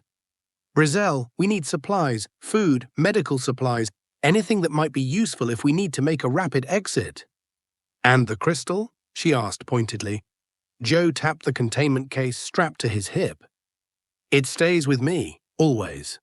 The longer they took to pass through the colony's main concourse, the more aware Joe became of the temporal anomalies' manifestations about him. Not obvious even to the casual observer, but his new perception could register little signs everywhere. Chronometer displays ticking in slightly different syncopation throughout the station. Materials showing prematurization in some sections, and most diagnostic of all, medical facilities filled with cases of inexplicably accelerated senescence or developmental retrogression. It's already impacting the population, he said to Brizzell as they passed by one treatment center where harried medical staff treated patients experiencing impossible symptomatology, children who had aged decades overnight, elderly colonists suddenly showing signs of youth, ones caught in loops of repetitive motion, looping the same gesture over and over, oblivious. They parted to perform their assigned tasks, agreeing to meet back at the ship within 3 hours. Joe found the colony's engineering guild and brokered repairs with a supervisor whose eyebrows raised at the peculiar damage pattern on the Maverick, but was ultimately quieted by a generous payout of untraceable credits. Just as the assessment of their repairs began, Joe made his way to a quiet observation deck that had a view of the asteroid field surrounding the colony. From here, the temporal anomalies streaked the spectrum like oozing bacteria, warp after warp in the fabric of space-time, more of them appearing with every hour. Mining operations had been halted in the most affected regions, ships called in to the relative safety of the colony. The crystal throbbed softly against his hip, its pulse matching his own. Joe took the gem out of the containment case and held the multifaceted gem in front of him. Out here in the observation deck's artificial illumination, the library's internal energies wreathed with hypnotic beauty, blue-white motifs churning like liquid lightning. "You're trying to tell me something," he whispered to the artifact. "Something more than what you've already shown me." The crystal seemed to throb in reply. Joe sensed the familiar connection stretch his consciousness, but this time it felt different. Crisper, more purposeful, almost as if the crystal had matured in its capacity to communicate. What the vision that followed was nothing like before. Joe saw not only the fracture and the damage it has done, but its source, the 50,000 years when the Cronians first detected the weakness of the fabric of time. He witnessed their early experiments, how they tried to comprehend and to use the natural phenomenon, and finally their dawning realization of its menace. More importantly, he watched as their containment technology took shape, the exact parameters of the instrument they'd constructed to contain the crystal, the mathematical principles that governed its function, and most importantly, the sealing protocol they'd created but never activated. The knowing flooded his mind in perfect clarity. Exact coordinates, requirements for calibration, a sequence of actions necessary to seal the fracture once and for all. And with that understanding came certainty of what such an action would cost. As the vision faded, Joe realized he was on his knees. The crystal held to his palms, which were shaking, and tears pouring down his face as the barrage of knowledge and emotion crashed in on him. "I understand now," he whispered to the unanswering artifact. "I know what I have to do." A sudden noise from the concourse below his level caught his attention. With purpose, the colony security forces passed through the crowds, spooling identification checks as they went along with scanning individuals. Their tempo of movement indicated a search effort rather than regular security work. Joe grudgingly slammed the crystal back into its containment case, turning on his communicator. "Boomer, status report. Repair assessment is 73% complete," the drone replied. "Unfortunately, I have to report some alarming developments. There have been reports of temporal disruptions across the colony. Incoming vessels have also been picked up approaching from hyperspace. Specs match both GPA and private vessels we've previously encountered." "Ven and Zirak," Joe said darkly. "They've tracked us. How long until they arrive?" "In about 47 minutes at current speed." "Understood. Get back to the ship right away. I'll call Brizel and meet you there." As announcements began to make their way through the colony, addressing the temporal shenanigans, Joe pushed his way toward the ship, dodging panicking crowds left and right. Flashing warning messages and emergency instructions scrolled across public view screens, while legions of security forces struggled to suppress panic among an already terrified population. When he arrived at the Maverick's docking bay, repair crews were frantically working on the hyperdrive system. The chief engineer came up looking troubled. "Your drive coils have experienced chronometric fracturing," the woman said, removing grease from her hands. "We can stabilize the system for short-range transit, but full hyperspatial capacity will necessitate the entire primary containment assembly be replaced." "I mean, how long for the stabilization?" Joe asked urgently. "Another hour, minimum, and even then I wouldn't advise jumping more than a couple light-years without maintenance." "We don't have an hour," Joe said. "Can you get us operational enough to take first atmospheric flight and get a few hours of sublight before the next 30 minutes? The engineer gave a skeptical look, but nodded reluctantly. "Barely, but you'd be gambling with catastrophic drive failure if you push it too far." "We'll just have to take that risk," Joe concluded, already headed toward the ship's entry ramp. Inside, Boomer monitored the colony's communications channels. GPA vessels have been calling for emergency docking clearance, citing critical temporal containment operations. It seems that colony management is cooperating fully. Of course they are, Joe said under his breath. The temporal anomalies are frightening them, and the GPA is offering solutions. Have you heard from Brizzell? Negative. Her comm device is down or the comm is blocked. It was last seen at the central marketplace some 23 minutes ago. Joe felt a stab of concern.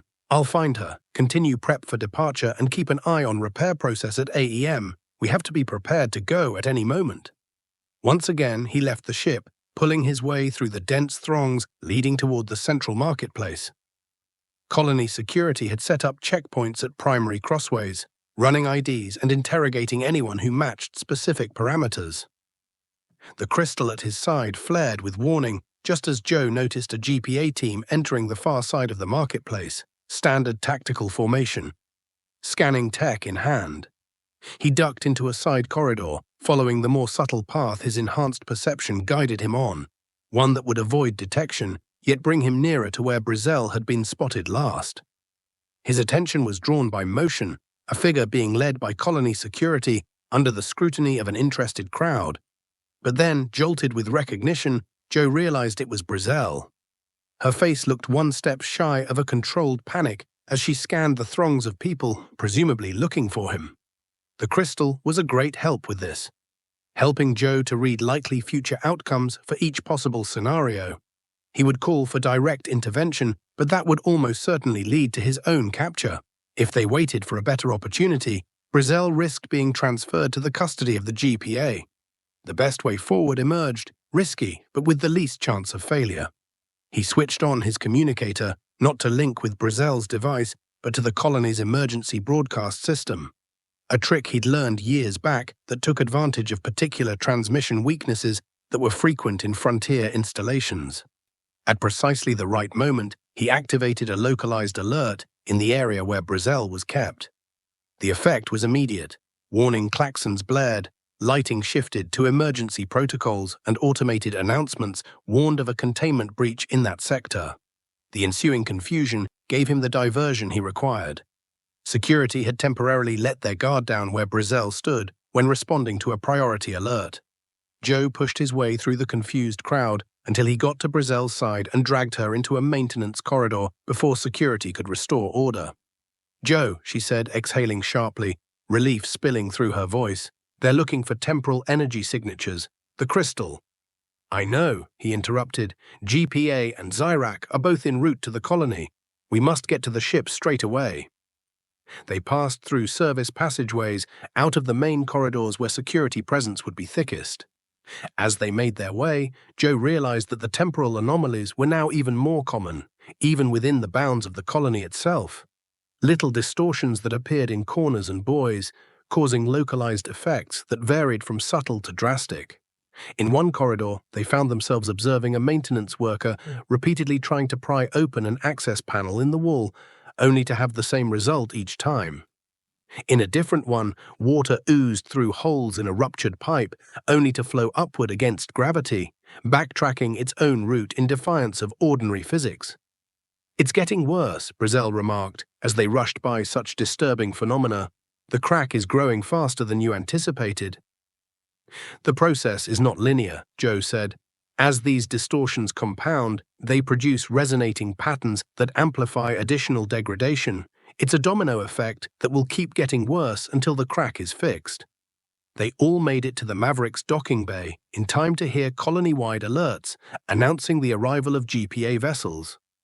They could see streamlined government pinnaces berthing at all sensitive and prioritized berths, disgorging small teams of specialists in distinctive environmental suits designed for temporal field operations through the viewports. Boomer met them at the ship's ramp, optical sensors flaring with urgency. "Repairs have been minimally operational. Colony administration has issued an all-departure lockdown. Also, I have identified multiple energy signatures resembling Zyrak's craft en route on an intercept vector." "Override protocols," Joe ordered, dashing to the cockpit. "We're leaving now." The Maverick's motors hummed to life. Systems chimed with all sorts of warnings that Joe systematically ignored. Before the repair team could clear the ship, he started emergency departure procedures and forcibly detached the colony's docking clamps, It sent shocks through the hull. "Colony defense systems activating," Boomer called as they departed the docking bay.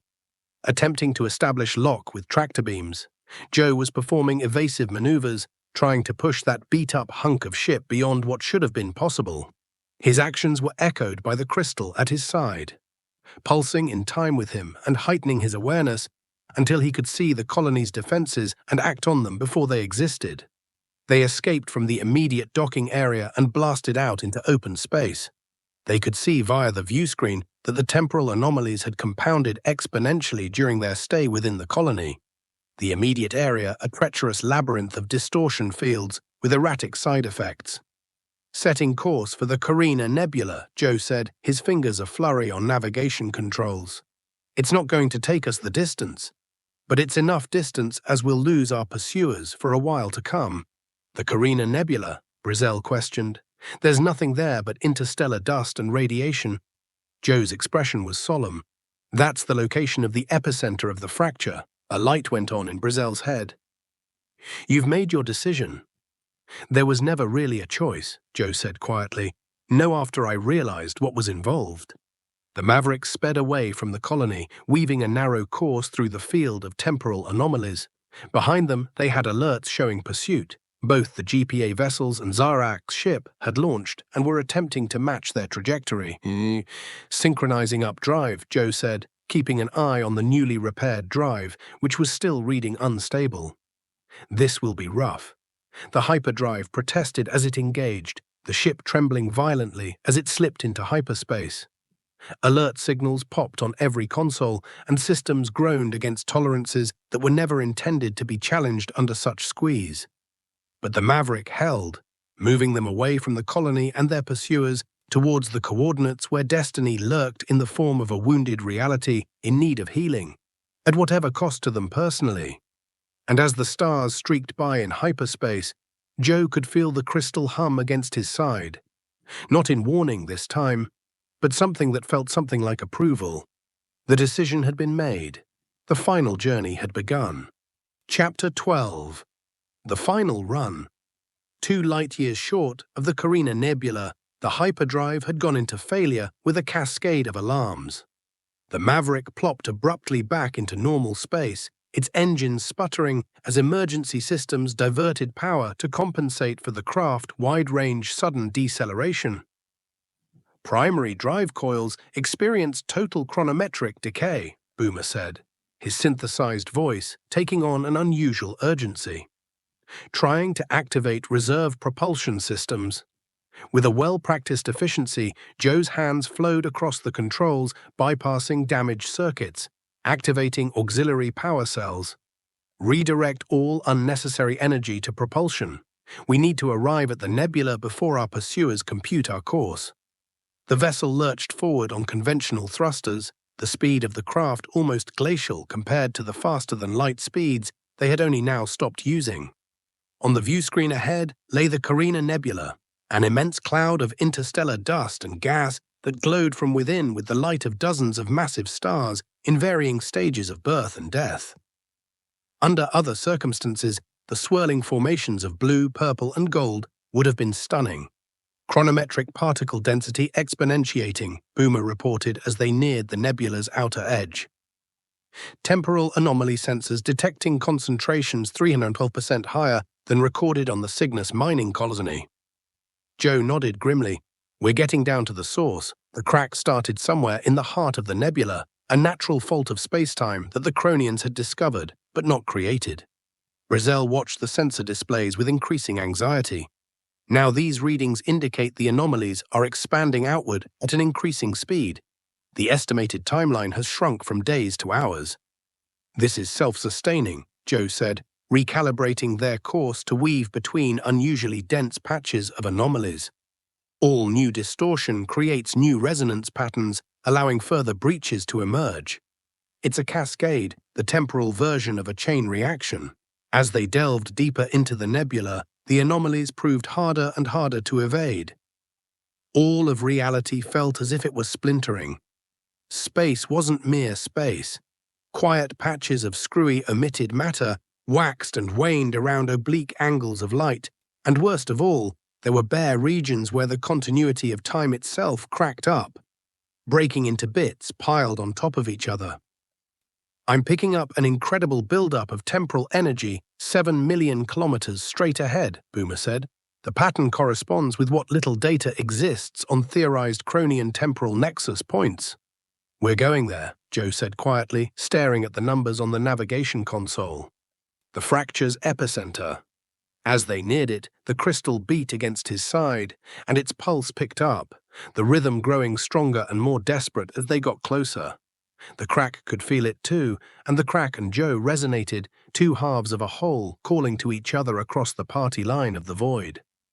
The ship's systems are experiencing increasing temporal interference, Boomer warned. Traditional sensors read out incorrectly. Navigation computers reporting space-time discrepancies. Manual navigation now, Joe commanded, overriding Barust control to the ship's nav systems. I can see paths through the distortions that the computers don't understand. His increasing perception, developed and refined ceaselessly through his link to the crystal, revealed to him a network of corridors within the chaotic tangle of anomalies, pathways of relative stability in the surrounding field of disorder, safe passages for the Maverick to traverse. Instinctively, he guided the ship, the pulsations in the crystal informing his movements. Brizzell was following him with an equally fascinated fear. You're no longer just using the crystal, are you? It's using you too, changing you. We're changing one another, Joe said, never looking away from the view screen. It was not possible to wake the crystal on the prompt, but it needed a conscience that could carry out the sealing protocol.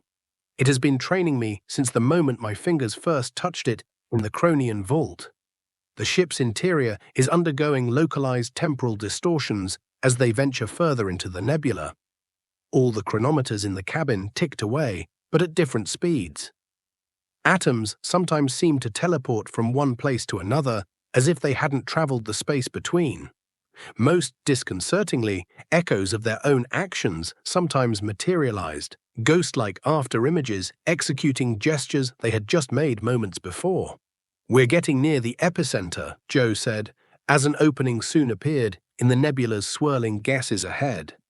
A spherical void roughly a kilometer in diameter, around which the fabric of reality itself seemed to be becoming unraveled. This configuration, unlike the frenzied aberrations that they had traveled through, did not move, a flawless vacuum on the fringes of time and space. That's it, Joe confirmed, slowing down as they neared. It was the point where the rupture began, the nexus between ordinary space-time and something different. The Maverick rumbled into a low orbit, about 500 meters above the edge of the void, the ship's systems handling automatically the way that time and space were bent by the force of the phenomenon's gravity. Sensor averted, Boomer reported, void act boundary. But the energy signatures imply that we're looking at a pocket of space-time that is self-contained, that it functions under different physical laws. I think it's a breach between realities, Joe said, the knowledge of the crystal running through him. A point at which our universe intersects another dimensional plane, one in which time works fundamentally different. So what now? Brizzell said, her voice low as she stared into the impossibility of the void in front of them. Joe stood up from his seat, stepping to a storage compartment behind the cockpit. He took out a small case that held the equipment he had been putting together over the last hours. Components he had pried from the ship's systems, mixed with specialized tools from his treasure-hunting kit, all altered through Cronian knowledge gifted by the crystal. Now I execute the sealing protocol, he said softly. The crystal has to be attuned to reverberate at a particular frequency of the fracture's own temporal signature. Once properly attuned, it must be placed at the very center of the void, where it will trigger a controlled temporal implosion, crumpling the breach in on itself. And how do you actually get to the middle of that? Brizzell swung to point at the view screen, which held the void that pulsed with vile energy. The emergency shuttle, Joe said. It's compact enough to pass through the distortion field to the center of the void. I've recalibrated its shields to afford some marginal protection against the temporal effects, but the efficiency is academic at best. Brizzell's expression changed as she realized the full implications. That's suicide, Joe. Nothing survives in the center of that absence. The forces would rip apart anything that comes in. Probably, he conceded, locking the crystal into its specially modified containment unit. But there's no alternative. Remote delivery is impossible. The protocol requires conscious adjustment of the crystal's resonance pattern in the approach. It can't be automated. Boomer interrupted with a red alert. Vessels detected entering nebula. Multiple contacts. Configurations are time-locked with similar classes of GPA cruisers and Zyrax potential modified class ships. Estimated intercept in 17 minutes at current velocities. They followed our ion trail, Joe said, unsurprised. We need to move quickly. It was time to make final preparations. He donned a flight suit with limited temporal shielding, yet another adaptation inspired by Cronian principles. He added disinfectant, then he explained the procedure to Brizzell and Boomer, his voice calm, his tone light, though what he was about to attempt was not. After the crystal is put, you must drive the Maverick away 2 million kilometers from the epicenter. This process of sealing would result in a temporal shock wave that passes through anything within that radius, which could damage or obliterate anything caught in it. After that, he studied Brizzell's face directly, holding her eyes. After that, you're free. The ship is yours. Boomer's programming has been upgraded to identify you as primary operator. Joe, Brizzell started, her voice cracking a little. I've made my peace with this, he gently interrupted. The crystal illustrated all possible outcomes to me, all the branching timelines that could emerge from this moment. In all futures where I don't do this, the fracture keeps enlarging until only half the sector is habitable. Billions die. Reality itself destabilizes across dozens of motifs. This is the only way. Before she could answer, proximity alarms blared yet again. The sensors of Boomer fired in quick succession as billions of bytes of data flooded into his system. GPA vessels are easily exceeding projected capabilities, blared the drone.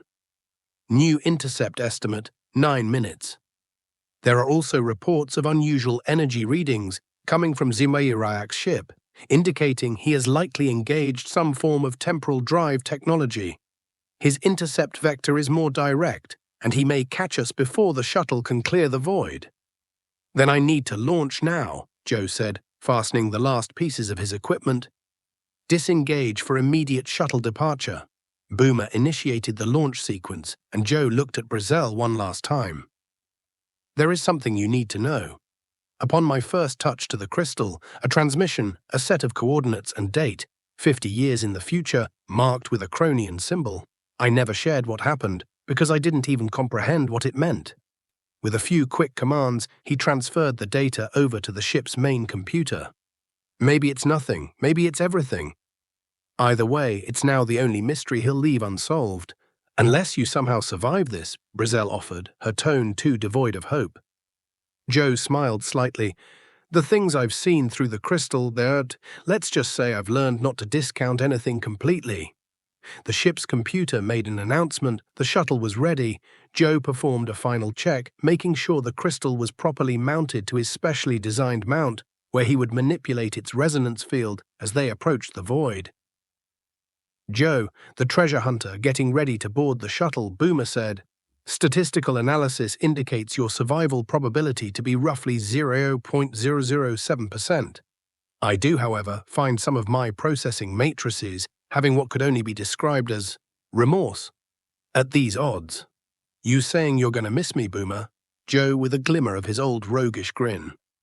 Your imminent absence creates an unexpected system priority conflict. I am acknowledging that, the drone replied instead, his optical sensors pulsating in an uncommon pattern. It's been educational to be your companion. Same to you, my friend, Joe said gently. Look after Brizzell and the Maverick. After he shared the final farewells, Joe entered the small emergency shuttle. Then again, he had hacked the advance, time bumps as he called them, into the outdated systems on his microcraft, which was little more than something resembling a cockpit with just enough life support and propulsion. As the shuttle broke free of the Maverick and bolted away into nothingness, Joe kept in contact with the rig behind him. GPA vessels are in visual range, Boomer reported. They're trying to make contact. Let them in, Joe said, ensuring small adjustments to the trajectory of the shuttle as it breached the first layer of temporal distortion surrounding the void. A familiar, albeit tired face appeared on screen, Agent Ven's stern professionalism now cracking at the edges as she took in what lay before her. Quest, our sensors confirm you are on a collision course with the epicenter of the temporal anomaly, she said, skipping pleasantries. You've got to rethink whatever you were planning. Our scientists have created containment protocols that— That won't be enough, Joe interjected calmly. I have the Chronian sealing protocol, Agent Ven. It is the only definitive remedy for the break. Your containment tech will only buy you time, but it cannot prevent it. Ven's expression turned to grudging respect. You're trying to seal it yourself. Our models show any route to the epicenter would be fatal. Probably, Joe admitted with a faint smile, but somebody's got to do it, and I'm already halfway there. Before Ven could answer, an alert went off. Boomer's voice burst through. The Zyrax ship is closing in on an intercept vector. He will cross the shuttle's path before it enters the center of the void. Joe confirmed what Boomer also had seen when he checked his instruments. The bounty hunter's ship was slicing straight through the field of anomalies, its advanced temporal shielding permitting it the kinds of risks that the GPA vessels could not afford to take in, attempting to pass through. He's still after the crystal, Joe said. Even now, even here, the shuttle trembles as it sliced deeper into the distortion field surrounding the void. The ship's systems started going haywire, chronometers spinning out of control, navigational sensors declaring conflicting positions. Only Joe's heightened perception, tuned to the crystal's pulsing, made it possible for him to keep headed toward the center of the void. He initiated the calibration, fine-tuning the resonance frequency of the crystal so it would match the temporal signature of the fracture. His fingers clicked over the specialized controls with practiced precision, moving in steps encoded in his consciousness through the psychic link with the artifact. The abyss hanging larger in the shuttle's viewport, its perfect void somehow more real than the hurly-burly surrounding. Joe felt that he was seeing something that conventional sensors would miss, not the tension in the rock, but the physical structure of the fracture, a multi-dimensional pattern radiating away from this point in space-time like freeze lines of cracks in glass. Zyrak closing fast, Boomer called out. Intercept imminent. Joe stole a look at his rear sensors and confirmed that the bounty hunter's ship was tailing him, slicing through the distortion field with unnatural accuracy. The ship had been altered since he had last seen it. Morphology, added modules and projections hinting usage of technology well beyond specs on the standard diagrams. He's using Chronian-derived tech, Joe muttered, most likely salvaged or stolen from research facilities. That's how he made it through Terminus 4 and found us across the sector. A sudden shake rocked the shuttle as an energy pulse from Zyrak's ship grazed port side. The temporal shielding absorbed the majority of the impact. However, multiple systems were rendered offline, including the rear thrusters. Prop at 43%, Joe said grimly. I'm losing maneuverability. GPA has intercepted Zyrak, Boomer told him. Agent Ven has put her cruiser in front of his ship, on your flight path. Interesting, Joe said, an actual touch of surprise in his voice. Perhaps she does care about something other than regulations. He ran the calibration sequence, the crystal reacting to his tweaks with greater intensity.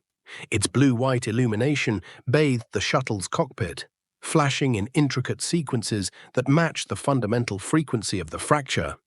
A more solid hit from Zyrak's guns sent the shuttle into a spin, forcing Joe to take manual control.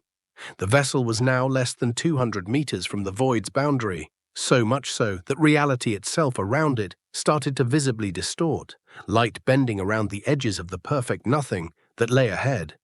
Final approach, Joe declared, for his own sake rather than for those watching from the Maverick. Calibrating crystal at 89% completion. There was a chime and his communicator was going off again, but it was not Boomer again, nor was it Ven. When Zyrak spoke, the small cockpit was filled with a deep, mechanically aided voice. The crystal, Quest, the bounty hunter insisted. Now surrender it, or I destroy your ship before you enter the void. Still tenacious, I see, Joe said, without looking from the monitor. displaying the calibration sequence. But you don't understand what's going on, Zirak. This has gone beyond anything to do with profit. If it goes unsealed, the fracture will keep growing until it ruptures half the sector. You don't know what you think you do, Zirak replied with a surprising familiarity of tone. The Guild has researched Chronian artifacts for years. We know what the crystal really is and what it's capable of, the things it can do beyond sealing fractures. Joe froze his hands over the controls for a moment. What are you saying? The crystal doesn't just close gaps, Zirak went on. It can create them as well. Doorways you controlled through time itself. The Guild has fought for this authority since discovering it existed. Your selfless sacrifice need not be. Surrender the crystal, and our scientists will design a remote sealing process. While conveniently inheriting the power to tinker with time in the bargain, Joe said skeptically, "Sorry, Lizard. The Guild has that kind of power. I don't trust the Guild with that kind of power." The shuttle lurched once more as a blast hit closer to its core systems. Lights were flashing across the cockpit as life support systems began to fail.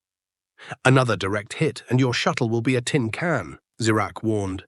"Last chance quest." Joe checked his position less than 100 meters from the edge of the void. The crystal was 94% calibrated, and 6% of the adjustment to the calibration could be made during the approach to the center. "Well, let me tell you what you always had wrong, Zirak," Joe said, tapping through the last steps of the calibration process. "You never learned when to throw in the towel on a bad hand." With that, he poured all remaining power into the forward thrusters, launching the shuttle careening toward the edge of the void. Zirak's ship fired again behind him, but the shot went wide, striking an asteroid as one of the GPA vessels performed a daring maneuver, forcing the bounty hunter to adjust course. The shuttle reached the border of the void, the meshing unlike anything Joe had felt before. No violent passage, no feeling of breaking through a barrier. One moment he was in normal space, surrounded by the chaotic distortions of the fracture's edge. The next he was somewhere else. Within the void, the usual laws of physics did not hold. The shuttle had lost all its systems, yet it was still barreling forward, propelled only by inertia. Neither stars nor nebula were visible through the viewport, just an infinite void of constantly changing patterns. His brain currently lacked the ability to parse colors without human names, geometries that simply shouldn't have been possible. The crystal became fully calibrated, its light so bright that it cast Joe's shadow in 2 different directions at once, each shadow representing a different potential timeline, a different possible outcome from this moment. As the shuttle glided toward what the sensors indicated was the exact center of the void, Joe geared himself for the last move of the protocol. The crystal had to be released from its mounting at the precise midpoint, where its perfectly calibrated resonance would initiate the sealing process, pulling the fracture back in on itself like a wound finally healing. Joe's enhanced perception, however, allowed him to realize when the critical position was arriving. Mess around in the void between quantum jumps, make the constellation emerge. Even though their physics were weird and ordinary measurement wasn't even remotely possible. 30 seconds. 20. 10. They crashed so violently that the shuttle flipped end over end. Improbably, impossibly, Zirak's ship had followed him into the void, its heavily modified systems allowing it to maintain partial functionality where Joe's shuttle had completely failed. Joe glimpsed the bounty hunter's ship through the spinning viewport, so mangled and twisted by the void's impossible physics, it was unrecognizable even to Joe. Parts of it appeared to float in different states of matter all at once, stretching and compressing in ways that boggle understanding. That impact had sent the shuttle veering off course, away from the vital center point where the crystal needed to be positioned. With dead propulsion systems, Joe had no way to fix the trajectory. But far from a moment of defeat, the crystal throbbed with more power than ever before. Joe felt its awareness brush against his own more closely than ever, not simply sharing knowledge, but offering something else. A choice. Suddenly clear, Joe knew what he had to do. So long as the crystal was trapped in the tumbling shuttle, it was unable to fulfill its purpose. It had to arrive precisely at the center of the void, though with consciousness to facilitate the final calibration adjustments. Without a moment's thought, Joe unbuckled his safety harness. In the weird physics of the void, there was no actual gravity, but a kind of attraction sucked everything toward its center. He attached the crystal's mounting unit to his flight suit, making certain the artifact would be in the correct orientation as it approached. Then he, sending a quiet prayer to whatever forces could hear it, Joe opened the shuttle's airlock. There was no explosive decompression, no rush of air. Within the void itself, ordinary physical laws were little more than guidelines. Joe nudged himself away from the shuttle, allowing the little momentum to push him toward where he imagined the center of the void would be. His vision, sharpened by the knowledge he'd gained, revealed time itself as an object, not a linear progression of moments, but an infinite web of threads, moments yet to occur, accessible in every possible order and alignment. Through the connection with the crystal, he could see along the threads of potential futures radiating out from this one point in time, some of them aglow with possibility, and others dimmed by calamitous ends. The center of the void moved closer. Zirak's ship spiraled out of control behind him, parts of its structure coming to look old and decayed, while other parts returned to their former prime. The bounty hunter had made a fatal miscalculation in pursuing Joe into the void. His ship's temporal circuits, as high-tech as they came, couldn't withstand the raw chaos contained within the fracture's heart. But right now, advancing toward the all-important place, Joe felt movement behind him. He turned his head and saw the impossible Zirak himself, who had left his dying ship and patched his shattered body into a heavily modified float environment suit, drifting in the ether. The cyborg bounty hunter had the glowing cybernetics that gave traces of energy, allowing him to operate when normal biology and technology was left behind. "The crystal," Zirak said, light from a nearby star, magnified by the lenses hanging from the ceiling, filling his voice, crossing the empty void. "It belongs to the guild." "It belongs to nobody," Joe said, as he moved toward the center. "And now it's going to do what it's supposed to do." Zirak barreled forward, stretching his cybernetic arm unnaturally through the void's warped physics. Joe turned on him, but they moved now in a kind of realm where ordinary motion had no plans. Joe's progress toward the center was halted by the bounty hunter's mechanical hand, which effectively closed around Joe's leg. "You don't know what you're getting involved with," Joe yelled as he fought Zirak's hold. "The rift needs to be sealed now, or reality itself unravels across the sector." "The guild's scientists can seal it," Zirak insisted, sliding himself closer. "Without sacrifice. The crystal's power was never for one use alone." Joe could sense the center point closing in on them. They were close to the center point. The crystal throbbed at his breast as it completed its calibration, prepared to fire off the sealing process. It just had to arrive at the very center of the void. Joe had an epiphany at that moment, so deep that it felt like it came from outside of his own mind. The crystal had been giving him glimpses of possible futures since they'd first connected, timelines branching out in front of him from every choice point. But what he hadn't understood fully until now was that, sometimes, divergent paths could lead to the same thing. "There, you're right about one thing there, Zirak," Joe said, no longer struggling. The crystal was not for just any old body to touch. Fluidly, Joe unfastened the crystal's mounting unit from his flight suit. The artifact hung between them. Its blue-white energy lit up their faces in the darkness of the void, as if the void were mauve. "Take it," Joe offered. "It's yours." Zirak's organic eye narrowed with suspicion, but the temptation was too great. The cybernetic arm unclamped from Joe's leg and went instead for the hovering crystal. As his mechanical fingers closed over the artifact, Joe shoved himself away, using the momentum to drift away from the clearly imminent, what he knew was coming. Undeniably, the bond was forged as soon as Zirak came into contact with the crystal. The sealing protocol, having analyzed the multiple cybernetic components that composed Zirak, deemed his body an acceptable conduit at its most calibrated position. With him as also located at the sink of the void. The crystal surged with energy, flooding into the bounty hunter's mechanical systems, using him as the last variable in the equation needed to seal the fracture. Zirak's shriek reeled from an impossible place, a place devoid of sound, as he became the unwitting device towards sealing. The crystal funneled its energy through him, and his electronic circuitry radiated with increasing intensity. The void surrounding their person began to shrink, reality itself being sucked inward toward that singular focal point that was Xerak, the crystal merging himself with his mechanical systems. Joe floated farther away, forced on by a collapsing the geometry of the void. The splinter was mending, space-time weaving itself as the crystal's life force closed the rift between worlds. The last thing Joe was aware of before he was lost in the milky foam of the crystal's consciousness, twinkling and sparkling underneath it, was that somewhere in the distance, on the outer edges of the veil of light of the crystal, he could still see Xerak. And unlike what he had expected, would be the last thing he'd ever see of the bounty hunter.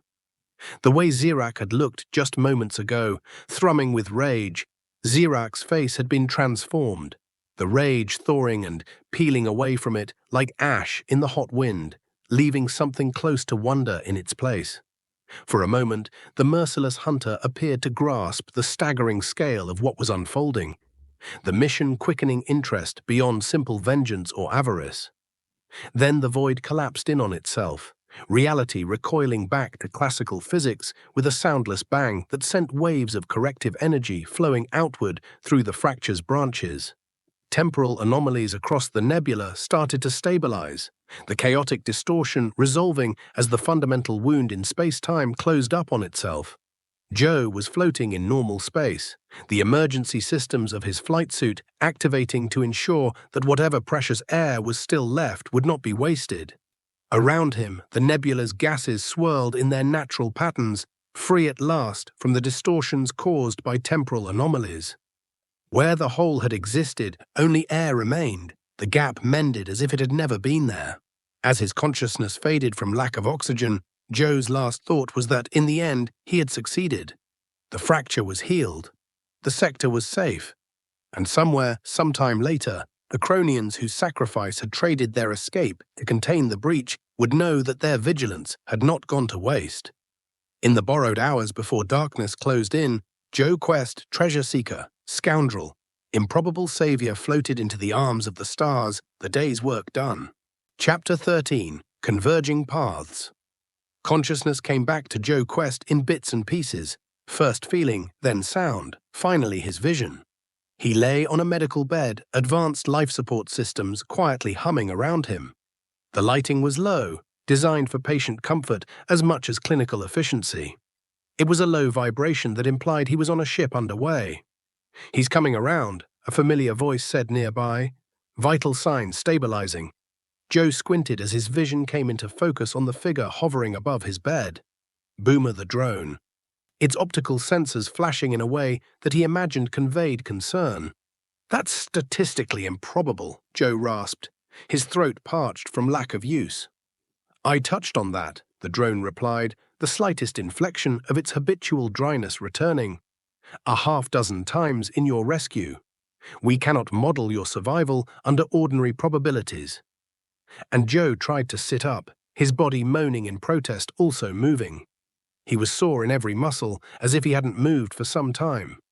His skin was covered with an array of medical patches and monitors, the indicators gradually improving his condition. "How?" he asked simply. "Agent Venn," another voice called from the doorway. Joe looked up to see Brizzell striding into the medical bay, a look of relief on her face. "When the fracture sealed, her ship was closest. They picked up your life signs and were able to retrieve you before your oxygen entirely ran out." "Venn saved me." Joe actually could not hide his surprise. The same Agent Venn who has been trying to arrest me for half the sector." "Same," Brizzell replied with a brief smile, although she was very clear that your heroics don't wipe out your previous actions. "She's just been given a temporary reprieve." Joe compressed into the pillows, his mind processing the turn of events. "And the fracture, the crystal?" "Fully contained," Boomer said, overlaying a holographic display of sensor output from the nebula over the bridge. "All time anomalies have resolved. The branches of the fracture have knitted across the systems best affected. Not really bad efficiency, bingo." "And in the process, it consumed the crystal," said Brizzell, "along with Xerak. There's no trace of either." Joe nodded slowly, a bizarre blend of relief and loss coursing through him. The crystal's absence left an unexpected void, not just in a physical sense, but a mental one. The heightened sense that had given him was here now gone. His mind returned to a normal human awareness. All of the knowledge it had given me was still there, but it felt like it was the cacophony of a dream that burned, faded moment by moment. "How long was I out?" he asked. 3 days, Brazell replied. "Agent Venn moved you over to the Maverick as soon as your condition stabilized. We're en route to the Proxima station, where the GPA has a medical facility." Joe tensed slightly. "And then what? I'm taken into custody." Brazell looked over her shoulder at Boomer before she answered. "That's unclear. Venn's last instructions were surprisingly vague. She said something about reassessing priorities in light of recent events." "Diplomatic speak for a temporary blind eye," Boomer translated. "Although I estimate a 73% chance this amnesty comes with an expiration date." Joe tried to get up again, successfully now. His body felt all wrong, not just weak from his ordeal, but somehow fundamentally different. "I need access to the navigation console." "You need to rest," Brazell replied, but she didn't say or do anything to physically stop him as he disconnected the medical monitors and stood unsteadily. "Trust me," Joe insisted. "There's something I need to verify."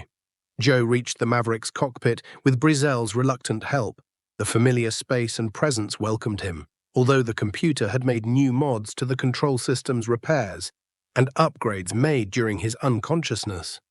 He activated the navigation computer and opened the mysterious coordinates he'd received after they'd escaped from Terminus 4. The stellar guide displayed in front of him, indicating a point in uncharted territory far from the lines of frequent passage. "The message with the Chronian symbol," Brazell said as he typed in the coordinates. "You still think it means something?" "More than ever," Joe said, studying the projection. "After all that we've seen, all that the crystal showed me, this isn't a coincidence." He zoomed out, the system spinning and panning to present a wider angle view of the surroundings of the coordinates. There was something about the arrangement of stars that teased at his memory, almost like a starfinder he'd seen once when he felt closest to the crystal.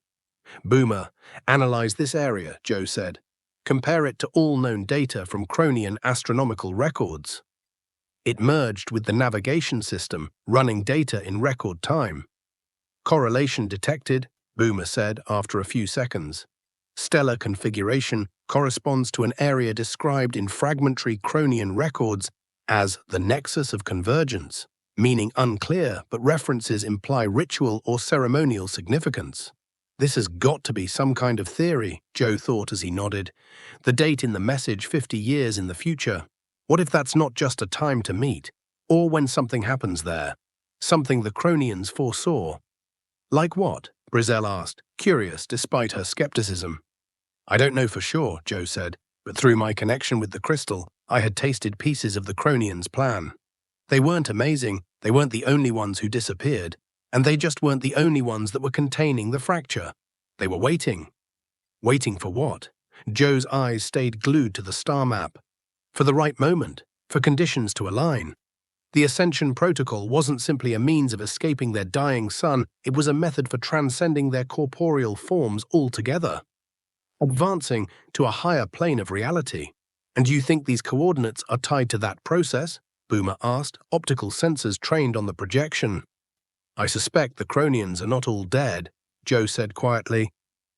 "Some might have escaped forward in time as they intended, and 50 years from now, at these coordinates, something is going to happen, something they wanted me to see." Brazell looked at him, worried. "Joe, you've just gone through a traumatic experience. The crystal played with your mind in ways we may never understand. Maybe this is just residual influence?" Joe finished for her. "Maybe. Probably even. But what if it's not?"